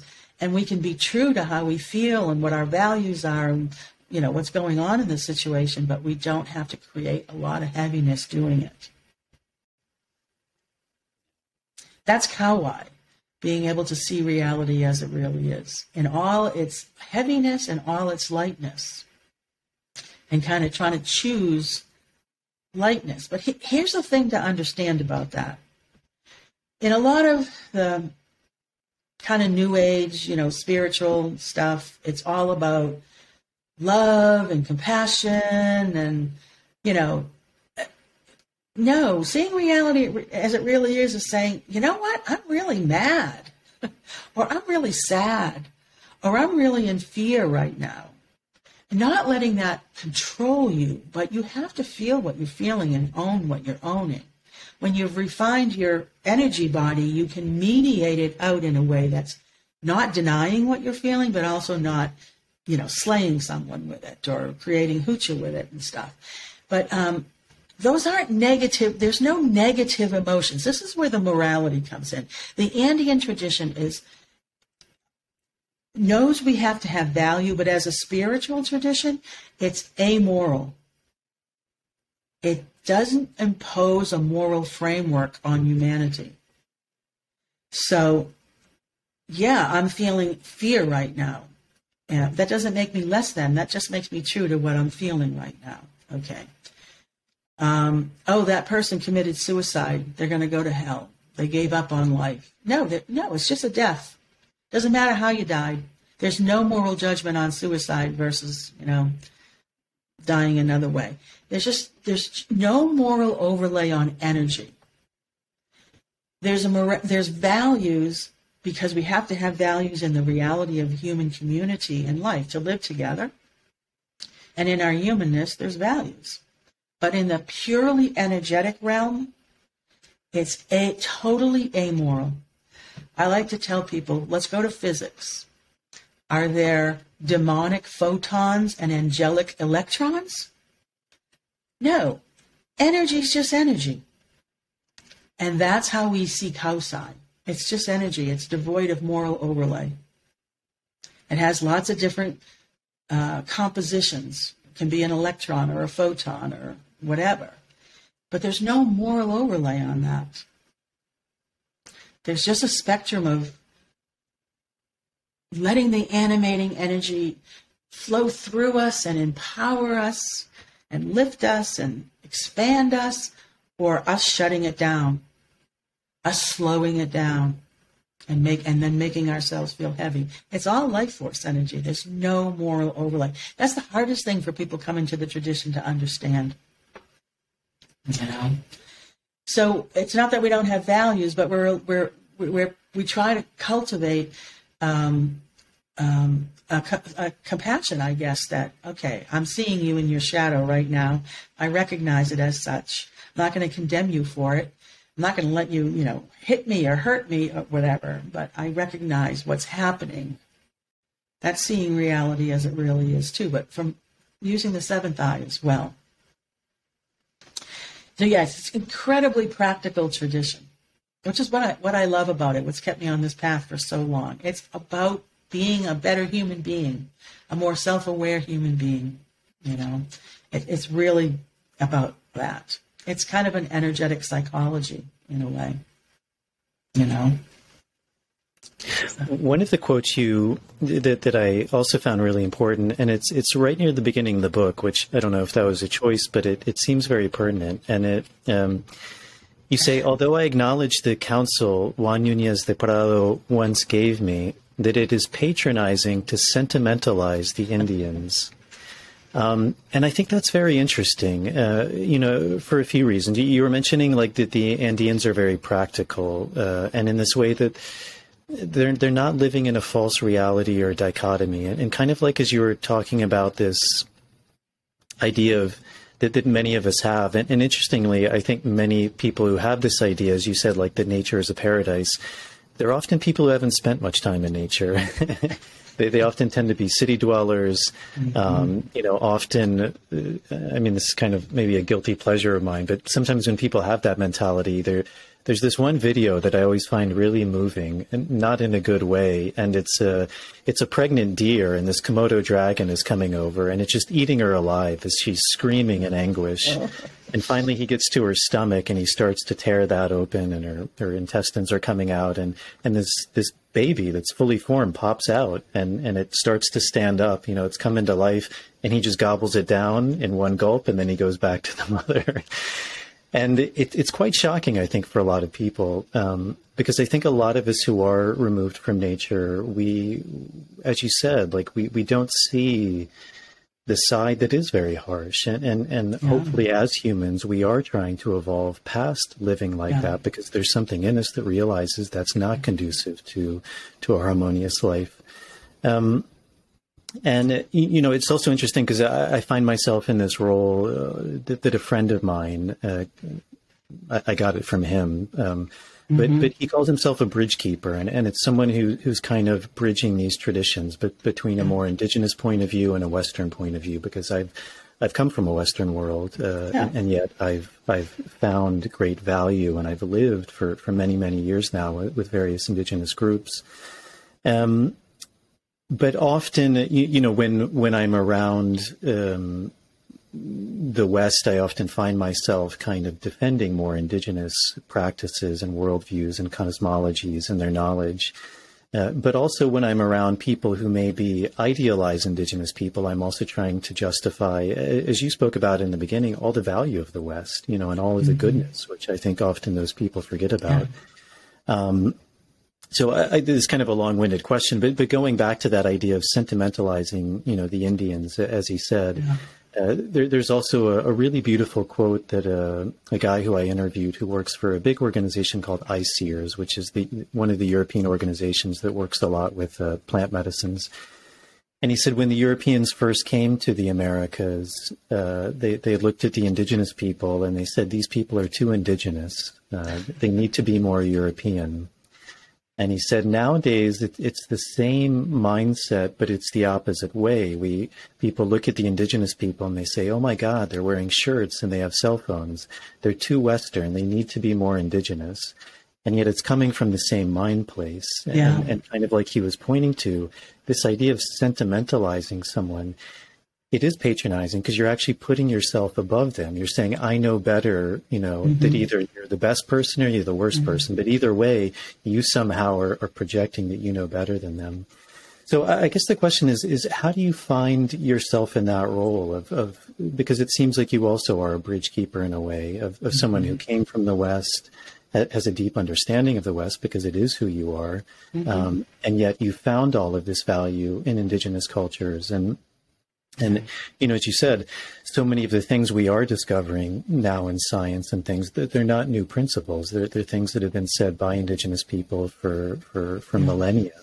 And there is so much value in that. So do you find yourself in that place? And I guess maybe the essence of the question is how do you find yourself bridging those two worlds together? Yeah, it's a great question. And the term in the Andes is a chakruna, bridge builder, someone who's straddling two traditions, or there's lots of manifestations of way of being a bridge builder.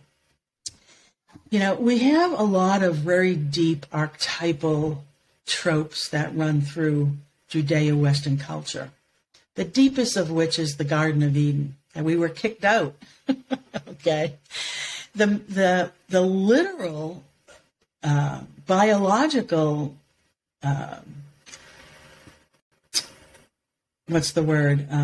manifestation of that is that you got kicked out of the womb and then the cord got cut. Those two things are very mythic, deep expulsion from the womb, and suddenly you're alone in the world and you're very vulnerable. I think that's so deeply imprinted in our DNA and our cells, okay? We're the creatures that have to be taken care of the longest, I think, of any creature on Earth, We're like 20 before we're considered an adult. Can take care of ourselves. Excuse me. On the other hand, we have these, we have this religious, and spiritual mythologies and stories that go back to the pristine earth, the Garden of Eden, the before we were fallen. And we project that out. It's just deeply ingrained. Whether you have a religious sensibility or not, you can't have grown up in a Western culture and not carry those archetypes deep within you. Okay. So we rarely sentimentalize nature, and I think part of that's just purely psychological. We have become so divorced from nature that we have this deep longing in our bones and our DNA and in our psyches to reunite with the natural world because our lives have become so artificial. You talked, I'm just guessing, but I think that people that, live in the jungle and that live high in the Andes, or the settlers that were trying to settle the Midwest with this brutal summers and these brutal winters and living in sod huts, they did not sentimentalize nature. The indigenous people love nature because it keeps them alive, but they're not sentimental about nature at all. They want Western stuff. They want their lives to be easy. They want pots and pans and watches and cell phones now and solar and electricity. That's just human. We're projecting onto them if we don't see that. Okay, I saw it back in the 1990s when there was nothing. There was, we had to haul our own food in, and now there's roads and solar panels, and that's fantastic. They want to be part of the world as well. So we have this idea of the noble savage, which is just it's a deep archetypal mythical thing. What's so surprising is that in the Andes, generally speaking, as Juan educated me, they don't see pristine nature as necessarily the highest form of nature. They see it as salka. Salka is wild and raw, okay? They use the word salka about the jungle, okay? But they use the word salka about the mountains too, and the pampas, which is just big, vast stretches of grassland and stuff. Uncultivated nature is not considered very refined. They believe that nature is to be cultivated, to be partnered with, but nature is better and improved. Humans improve nature when we cultivate nature. Not as we do, bulldozing it and destroying it. They're in partnership with nature, and but they wanted to cultivate nature, right? It's very difficult to grow food way up, 16,000 feet up in the Andes. It's cold. Their water comes down out of the mountains, but if I can direct that water, it's much better for I'll grow more crops, my kids will be more healthy, my herds will be better. So they created these, stone aqueducts that channeled water down from the mountains. They terraced the landscape. They cultivated nature to improve human life. And the metaphor for that is in their cosmovision and their spiritual system, which is about the cultivation of the raw, instinctual, mammal human into an enlightened human being. That's about cultivating our human nature. So they're all about cultivation. And they do not have any pie in the sky ideas about Mother Nature, because they have a bad winter. They could have a 20% mortality rate of kids under 2. They're not very happy about that and thinking, oh, Mother Nature. They're thinking that was a brutal winter and we've lost 20% of our kids, So it's a projection of us on them. Let me tell you a little story. It was one of the most instructive stories Don Juan ever told me.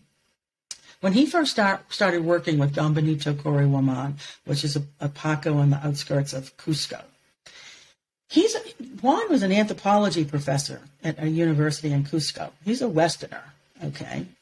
But he showed up, and all of the people that were coming to be, to see Don Benito for healing or whatever, and all of the other apprentices were indigenous people, and they were all dressed in, the native clothing and rubber sandals that were made out of abandoned tires, and they had certain kinds of hats, the air flaps and whatever. And so he said, I don't want to stand out. I'm going to dress like them. So he went to the marketplace in Cusco and bought the stuff. And when he showed up to work with Don Benito, he was dressed like an indigenous person. And he was sitting outside waiting for Don Benito to call on him, because he used to call on him to come in and assist with his healing clinic. And he just kept walking past Juan for hours. He totally ignored him. Juan started getting kind of ticked off. And finally, after a couple of hours, Don Benito walked by him again and he said, hey, I gave up a day at the university. I'm here. I'm always supposed to be helping you and you're ignoring me. What the heck is going on? And Don Benito was like, oh, Juan? Is that you, Juan? My apprentice is a mestizo university professor. Why are you dressed like an Indian? That's all he had to say for Juan to get the message is, we have to be who we are.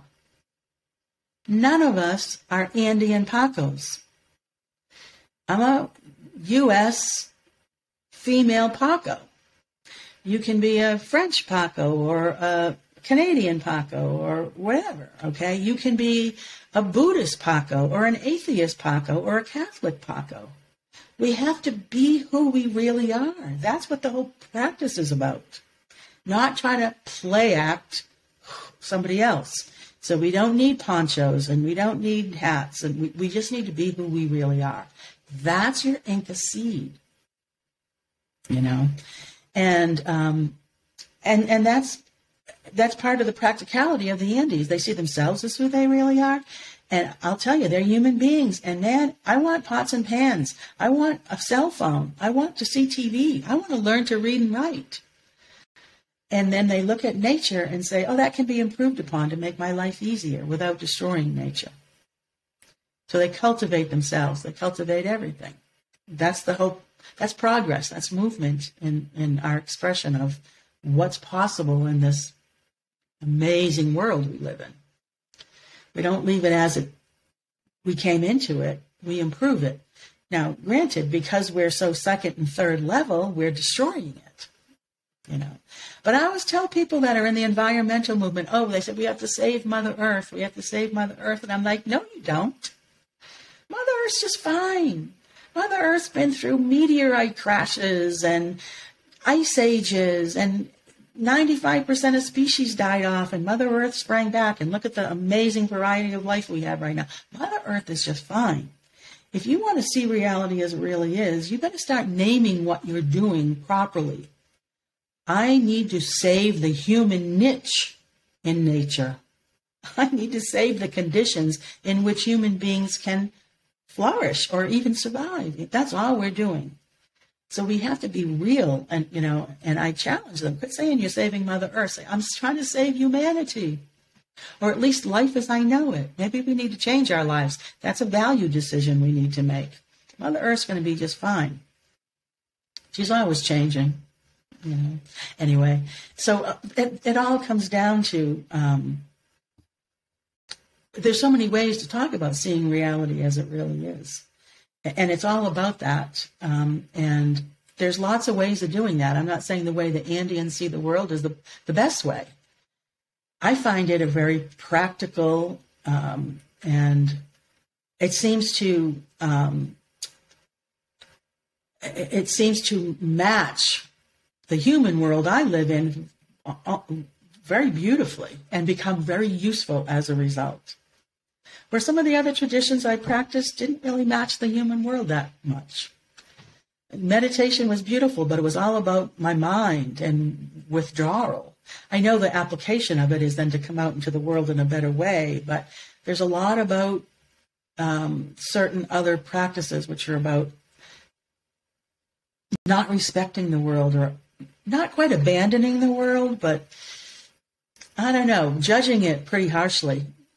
And the Andeans say, yeah, there's a lot of evil stuff. There are a lot of evil human beings. There's a lot of bad stuff. Nature's red in tooth and claw. But let's do something about it, And we start with ourselves, with the tooth and claw in ourselves, with the way we're uncultivated, we're raw and wild. And then we can change the world outside ourselves, because we're going to be in it differently. Absolutely, yeah. I mean, being in the Amazon, even there, I think for a long time there was this outside view that the Amazon was this pristine jungle, and it was just kind of naked people running around. It's deadly. It's deadly. Yeah, and also what they're finding is there was, all sorts of massive human settlements. I mean, what could even be described as civilizations now, who were living in harmony with the world. And, and as you said, refining nature, moving the rivers, creating aqueducts, creating places where fish could grow more in abundance, creating soil like terra preta, which exists to this day, which is far more fertile than the native soil. Cultivating food crops to make them more abundant, to make them more nutritious for humans. Even when you walk around, I always find it very fascinating, because often kind of when Westerners come down and for example, the local people are showing them ayahuasca vines, there's this idea that all of those medicine plants were actually planted by humans. And that's a very foreign concept for people, because they think all of this stuff just must grow in the wild and it's just random, but it's not. There's this symbiosis, this harmony, this interaction, this aini between humans and nature. And it's a very pro-human stance, which I think you were also alluding to. There seems to be a lot of this kind of anti-human, like humans are evil. And as you were saying, from this Andean or indigenous worldview, that's not the case at all. Like, humans are God made manifest, and we're an essential part of the harmony of not only the world, but the universe. And God is, if you want to define whatever God is, it's the creator. Right? Something from nothing. That's creation. And I think our most essential innate impulse is to create. And, I said the jungle was deadly. Well, it's deadly to people like me. But like you say, there are people that have lived there. They were born there. They know it. The city, or, my suburb, it might be deadly to them. because it's unfamiliar. We don't know the realities of it. It's very practical realities. But when you look at the state of the world, so many people are so in despair about the state of the world. But if you step back, I'm trying to think of the name of this book I wrote. I think it was called Factualness. I can never remember. But it's about the state of the world and really statistically what has changed over time and all kinds of studies that have been able to accumulate, numbers and stuff. And the world is in the most amazingly healthy, abundant time ever. Just 100 years ago, the mortality rate from germs was astronomical. There was terrible illiteracy. The way human beings lived was awful. We were flea-bitten and lice-ridden and struggling for enough nutrition every day. That was the state of most of the world. It's totally changed. We're living in a heaven compared to just what people 100 or 200 years ago. The poorest American is living in a grander way than a king in England did in, 1420 or whatever. The conditions of our lives are unbelievable, and that's because of our creativity, our three human powers, our love, our knowledge, and our action. Medicines are saving millions of people. Millions of people have clean water, have, antibiotics, women are being educated. And by just about every parameter, the world is unbelievably better than it's ever been in terms of the quality of human life. Now, that's not the only parameter, but in the parameter of human life, we're living in almost a heavenly realm compared to just a couple of hundred years ago. Now, is there still great deficits? Yes, there's great hunger, and there's hundreds of millions of people without clean water. But we know it, and we're doing something about it for the most part. A lot of people are doing something about it for the most part. We never had the capacity to do something about it until really the 20th century. With medicines and technology, we have the capacity to be godlike in the world. Because we're third level, so many of our leaders are second and third level. We hoard resources and we wield power in a way that's about force and, things like that. So we don't distribute the bounty is not distributed equitably. But we know that, and you can't solve a problem that you don't know. We know our problems. There's just not enough will, among enough of us to make a difference. But in the local, remember it's local and global, there's people everywhere across the globe bringing enormous lightness and sami and health and goodness in a local way, whether it's their community or their state or their province or their country. So I don't see how we cannot be optimistic. If we're looking at reality as it really is, human life has never been so good, so healthy, so nutritious. So we have the luxury to talk about these abstract things, to choose a spiritual path, to decide to be a painter or a writer, or to, play video games and have leisure time. That is new. That's not very old in human history. We've just lost sight of how unbelievably amazing our bounty is, Absolutely. So, yeah, I know Steven Pinker has done some amazing work on that, written some fabulous books. And I think that's another thing that's often, I find, misunderstood with a lot of these, what could be called shamanic paths or indigenous paths, is there often is this archetype of suffering in them, and that, one has to overcome the suffering or go into the ukupacha to really refine these energies. But that through doing that work, there's a levity, there's a lightness, there's an optimism, there's an appreciation, there's a gratitude, there's a humility and an awe at who we are and the absolute gift that we're alive and we have a place in this universe. And I think a lot of that negativity, you know, for all of the good things of the West, one of the bad things of living from that mind-like state is there's a lot of rumination. There's a lot of focusing on the negative. There's an entrenchment of, you know, seeing the glass as half empty. And we're still the condor. The condor is the eater of hucha. There's a lot of hucha to eat. We need condors. But we're also learning to simultaneously be the hummingbird and see all of the goodness and all of the light and be that as well. Yeah. You know, it's about harmonizing. You know, you said something about the male and the female and the in and the out and that kind of, that we do live in a dualistic world. And it's not that we're going to, you know, kick the condor off the pedestal of the Hanakpacha and replace it with the hummingbird.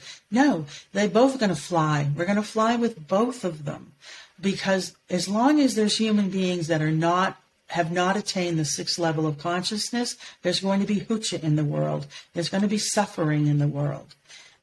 So we want to be able to see the hucha in order to deal with it. But at the same time, we can see the amazing quality of our lives and all the beauty in the world and in people, and we can be the hummingbird. It's about creating a harmonization. Balances, you know, we want to make them the same.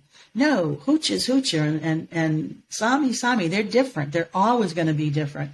But we can harmonize the way that we're seeing the world as both condor and hummingbird, as both eaters of hucha and as bringers of sami, you know. So it's not either or, it's kind of Boolean logic. It's both and. Yeah. Yeah, there was a really beautiful quote which I think kind of summarized a lot of that. And it says the real value of the practices of the Andean sacred tradition is to help us to live life consciously. To live life consciously. That is what the choice of the spiritual path is about. Yeah. It is not only about cultivating qualities that enhance well-being, such as non-judgment, unconditional love, forgiveness, patience, and the like. It is also about being conscious of your every action, thought, feeling, emotion, intention, intuition, dream, and vision. It is about bridging worlds, not being immersed in either the mundane or the magical. And it is about having the courage to leap from the bridge into multi-dimensionality with your eyes open and no bungee cord attached to your ankles. It is about conscious fluidity. Towards the end of your book, you speak about some practices that can be very practical for people.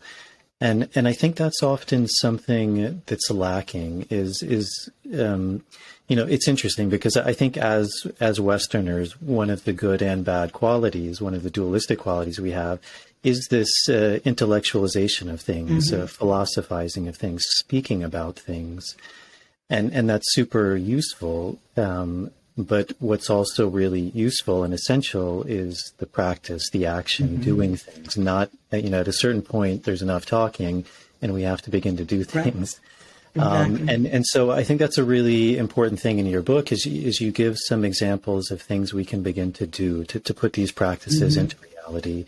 And for some people, they may not have the ability to travel to the Andes or travel to the Amazon jungle or go to Tibet. And ultimately, maybe those things aren't essential. That also what you're saying is a lot of these traditions are very practical, that they're things we can begin to implement. So is that something you could speak about a little bit? Maybe if there's people who are interested in working with some of the ideals or principles, how they could actually begin to make a practice of that? Yeah.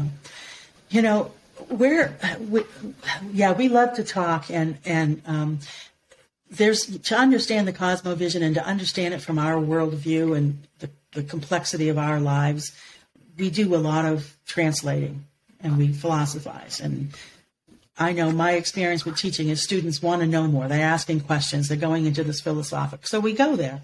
But like Juan and the paqos say, don't believe a word I say. Okay. Just do the practices. It's in the doing. Juan says you don't have to understand a thing except really heavy and light energy and how we create it. And just do the practices and see the results in your life. Okay? You'll see it in the doing. And so we actually have, over 36 practices like I teach in 3 months. It's kind of overwhelming, but I just want everyone to have an experience of them and get them down on the audio tape. And then, you work through this over years and stuff. But there's really 2 simple practices that are at the core of everything. They're the foundation of all of the other 36 practices. And these are the only 2 practices you need to do. And Don Benito Corriwaman, one of Juan's teachers, would say, well, just these 2 practices, you can reach the 6th level of consciousness. You don't have to know a damn thing about the Andean Cosmovision. Just understand what Sami and Hucha are, okay? And then it's simply moving energy. It's simply like we call it Saman Chakwi, and the other's Saiwa Chakwi. Saman Chakwi means doing something with Sami. Saiwa Chakwi means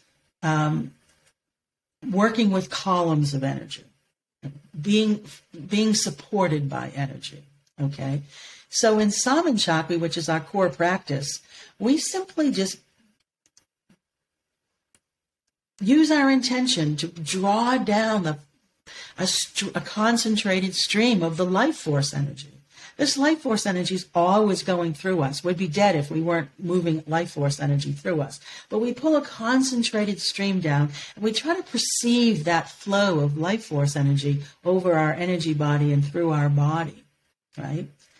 And I said that Hucha is just slow Sami, okay? So as we draw this Sami down, it's going to hit some of this slow Hucha. And it's going to speed it back up to its natural state. So we're going to be flushing out or transforming some of our Hucha back into life force energy. Instead of sluggish life force energy, very rejuvenating and empowering life force energy. And some of our Hucha is too heavy. It can't be transformed in that session of work. So we connect with the earth and we just stream our heaviness down to the earth, and she composts it for us. She speeds it back up to Sami and recycles it, okay? That's it. We're bringing life force energy down. It's without us having to do anything. It's touching our Hucha and transforming it. So we're empowered, we're rejuvenated, we're revitalized with more life force energy.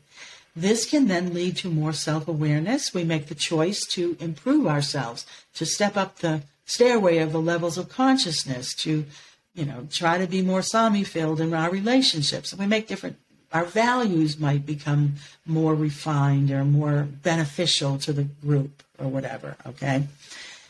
That's it. Move energy through you. Move more life force energy. Quit blocking life force energy. And then we have a second practice, which is sometimes it's not about revitalizing ourselves with life force, it's not about releasing our Hucha. It's about empowering ourselves, okay? Sometimes we feel sick. Sometimes we have a project we want to do. We don't feel we have the personal power to do. Whatever we feel that we're lacking in vigor and strength and motivation and those kinds of things. Whenever we feel our power waning, we simply just connect with the earth and we pull earth energy up. Earth energy has a different quality than just the kausai that's kind of coming from creator, from whatever created this physical world. We'll call it cosmic energy.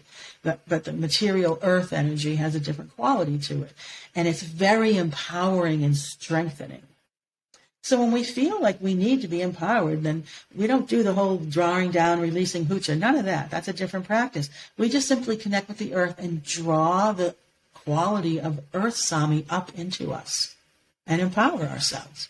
That's it. No ritual, no outer form. It's invisible work. Nobody will ever know you're doing it. You can do it sitting at your desk, washing the dinner dishes, mowing the lawn, having a conversation. It's simple. No outer form. It's all perceiving, moving, and tuning energy. And in the process, perceiving yourself and tuning yourself. So very simple. People could do it just from the description I gave them. It's the journey is not about learning practices.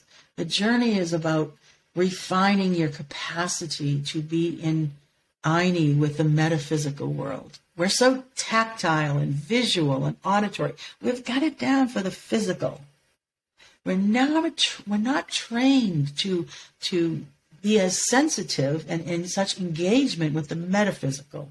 So quote unquote spiritual paths are really about perfecting this other capacity, which is being able to sense energy, perceive energy, move energy, tune energy, the mystical world. Okay. And we want them both to be whole. We want to cultivate both qualities. But it's all about cultivating our own consciousness, doing our shadow work, being in relationship in different ways, loving ourselves more, those kinds of things. It's all inner invisible work. Yeah. But those are the two main practices. Just so simple. I say that the Andean tradition, for me, I have kind of a science background and, self-taught in certain ways. And I say that in terms of the metaphysics, the physics of the, energy and the metaphysical world, that the Andean tradition is like getting a PhD in energy dynamics.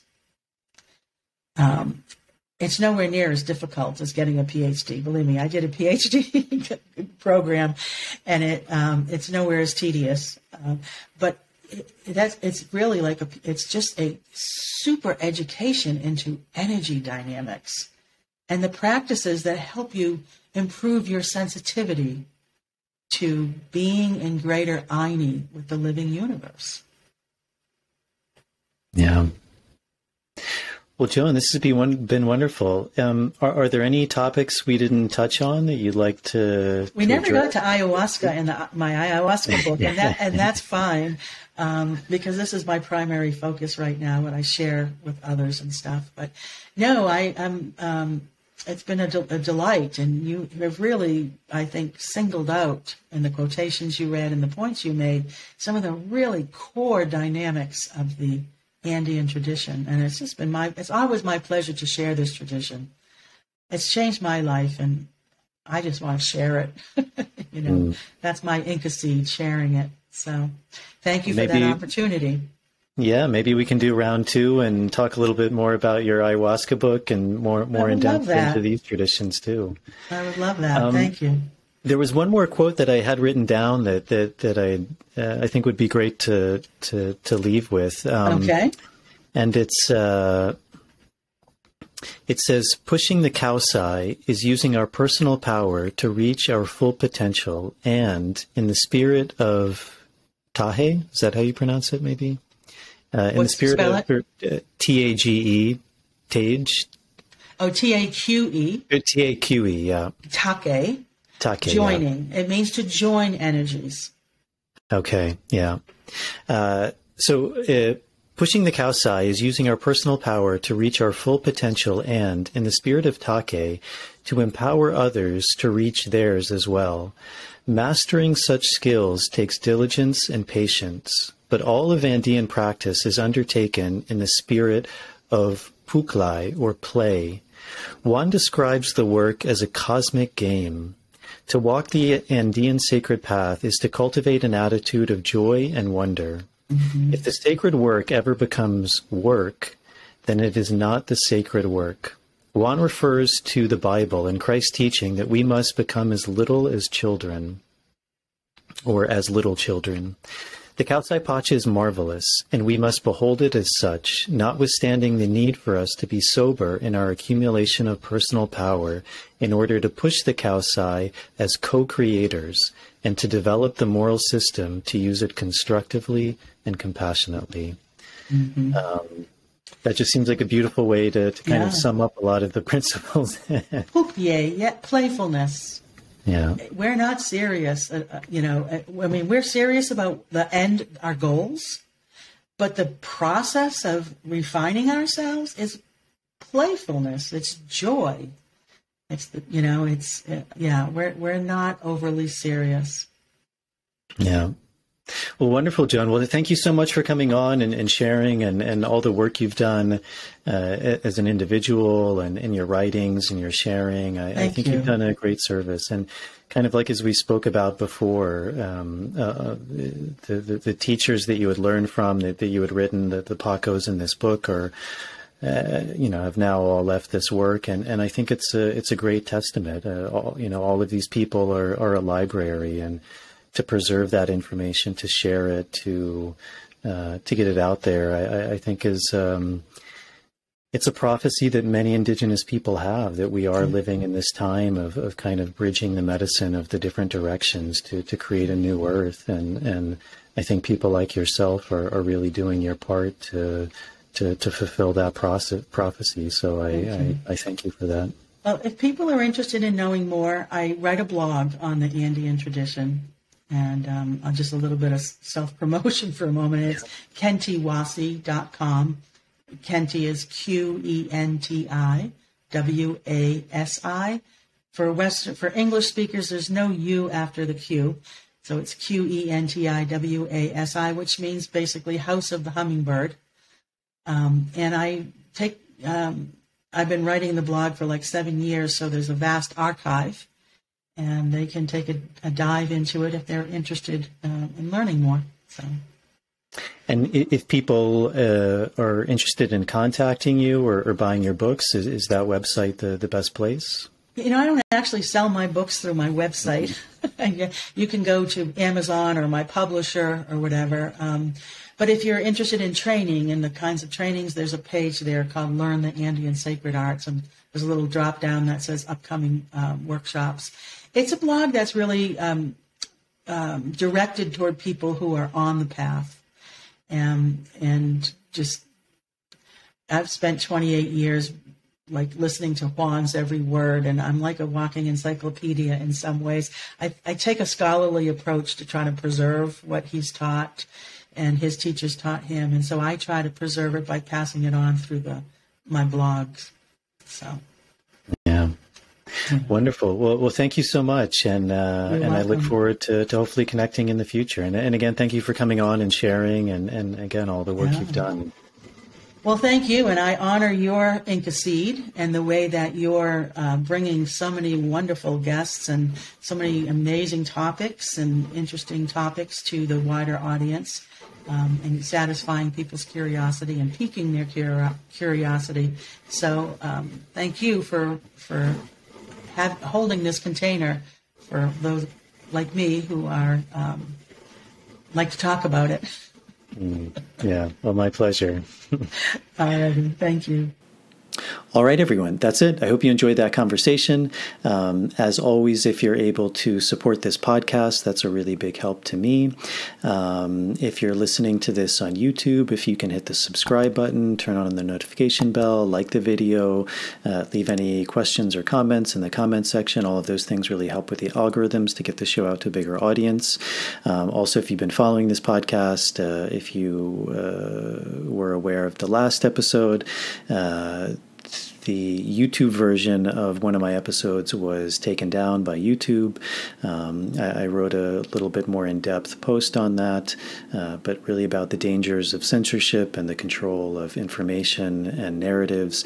So I've also uploaded all of my videos to Rumble and Odyssey. So if you're listening on that, similarly subscribing to the show, liking the videos, that again really helps with the algorithms. If you're listening to this on the audio version, whether that's Apple Podcast or Spotify, again, following the shows, leaving a starred rating and a short review, that really helps, again, to get the show out to a bigger audience.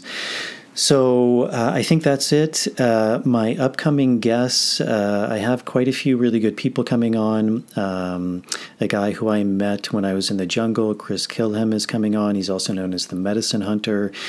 He works a lot with plant medicines going around the world, sourcing really good quality ones. He's done a lot of work with indigenous people. He should be a really fascinating guest. Also, his wife, Zoe, is coming on. She does a lot of really good work, especially giving women opportunities in the field of plant medicine and psychedelics, and she comes from a lineage herself, so that should be a really interesting interview. I have some interviews planned with some people who work with ancient civilizations, talking about the similarities and just kind of forgotten history of a lot of ancient cultures. Those should be some really good interviews. I also have a woman called Melanie Reinhardt, who is a big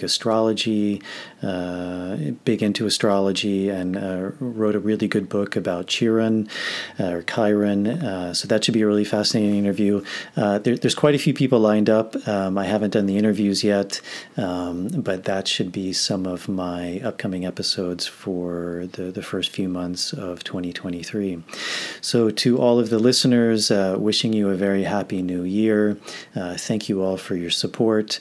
Also, if you are able to support this podcast, Patreon is a really good option. It's a subscription service. You can sign up for as little as $1 a month. There's different tiers you can sign up for. Those tiers give you different things back, things like early access to shows, bonus material, Q&As. To all the people who have done that, to all of the patrons, as always, thank you very much for your support. It's what allows me to keep making these podcasts and bringing who I consider these really important voices out to the public. And if you're able to do that, I deeply appreciate it. And I think that's it. Again, wishing you all a very happy and prosperous 2023. And thank you all for the support. Thank you for tuning in. I hope you enjoyed this episode, and I will see you all on the next one.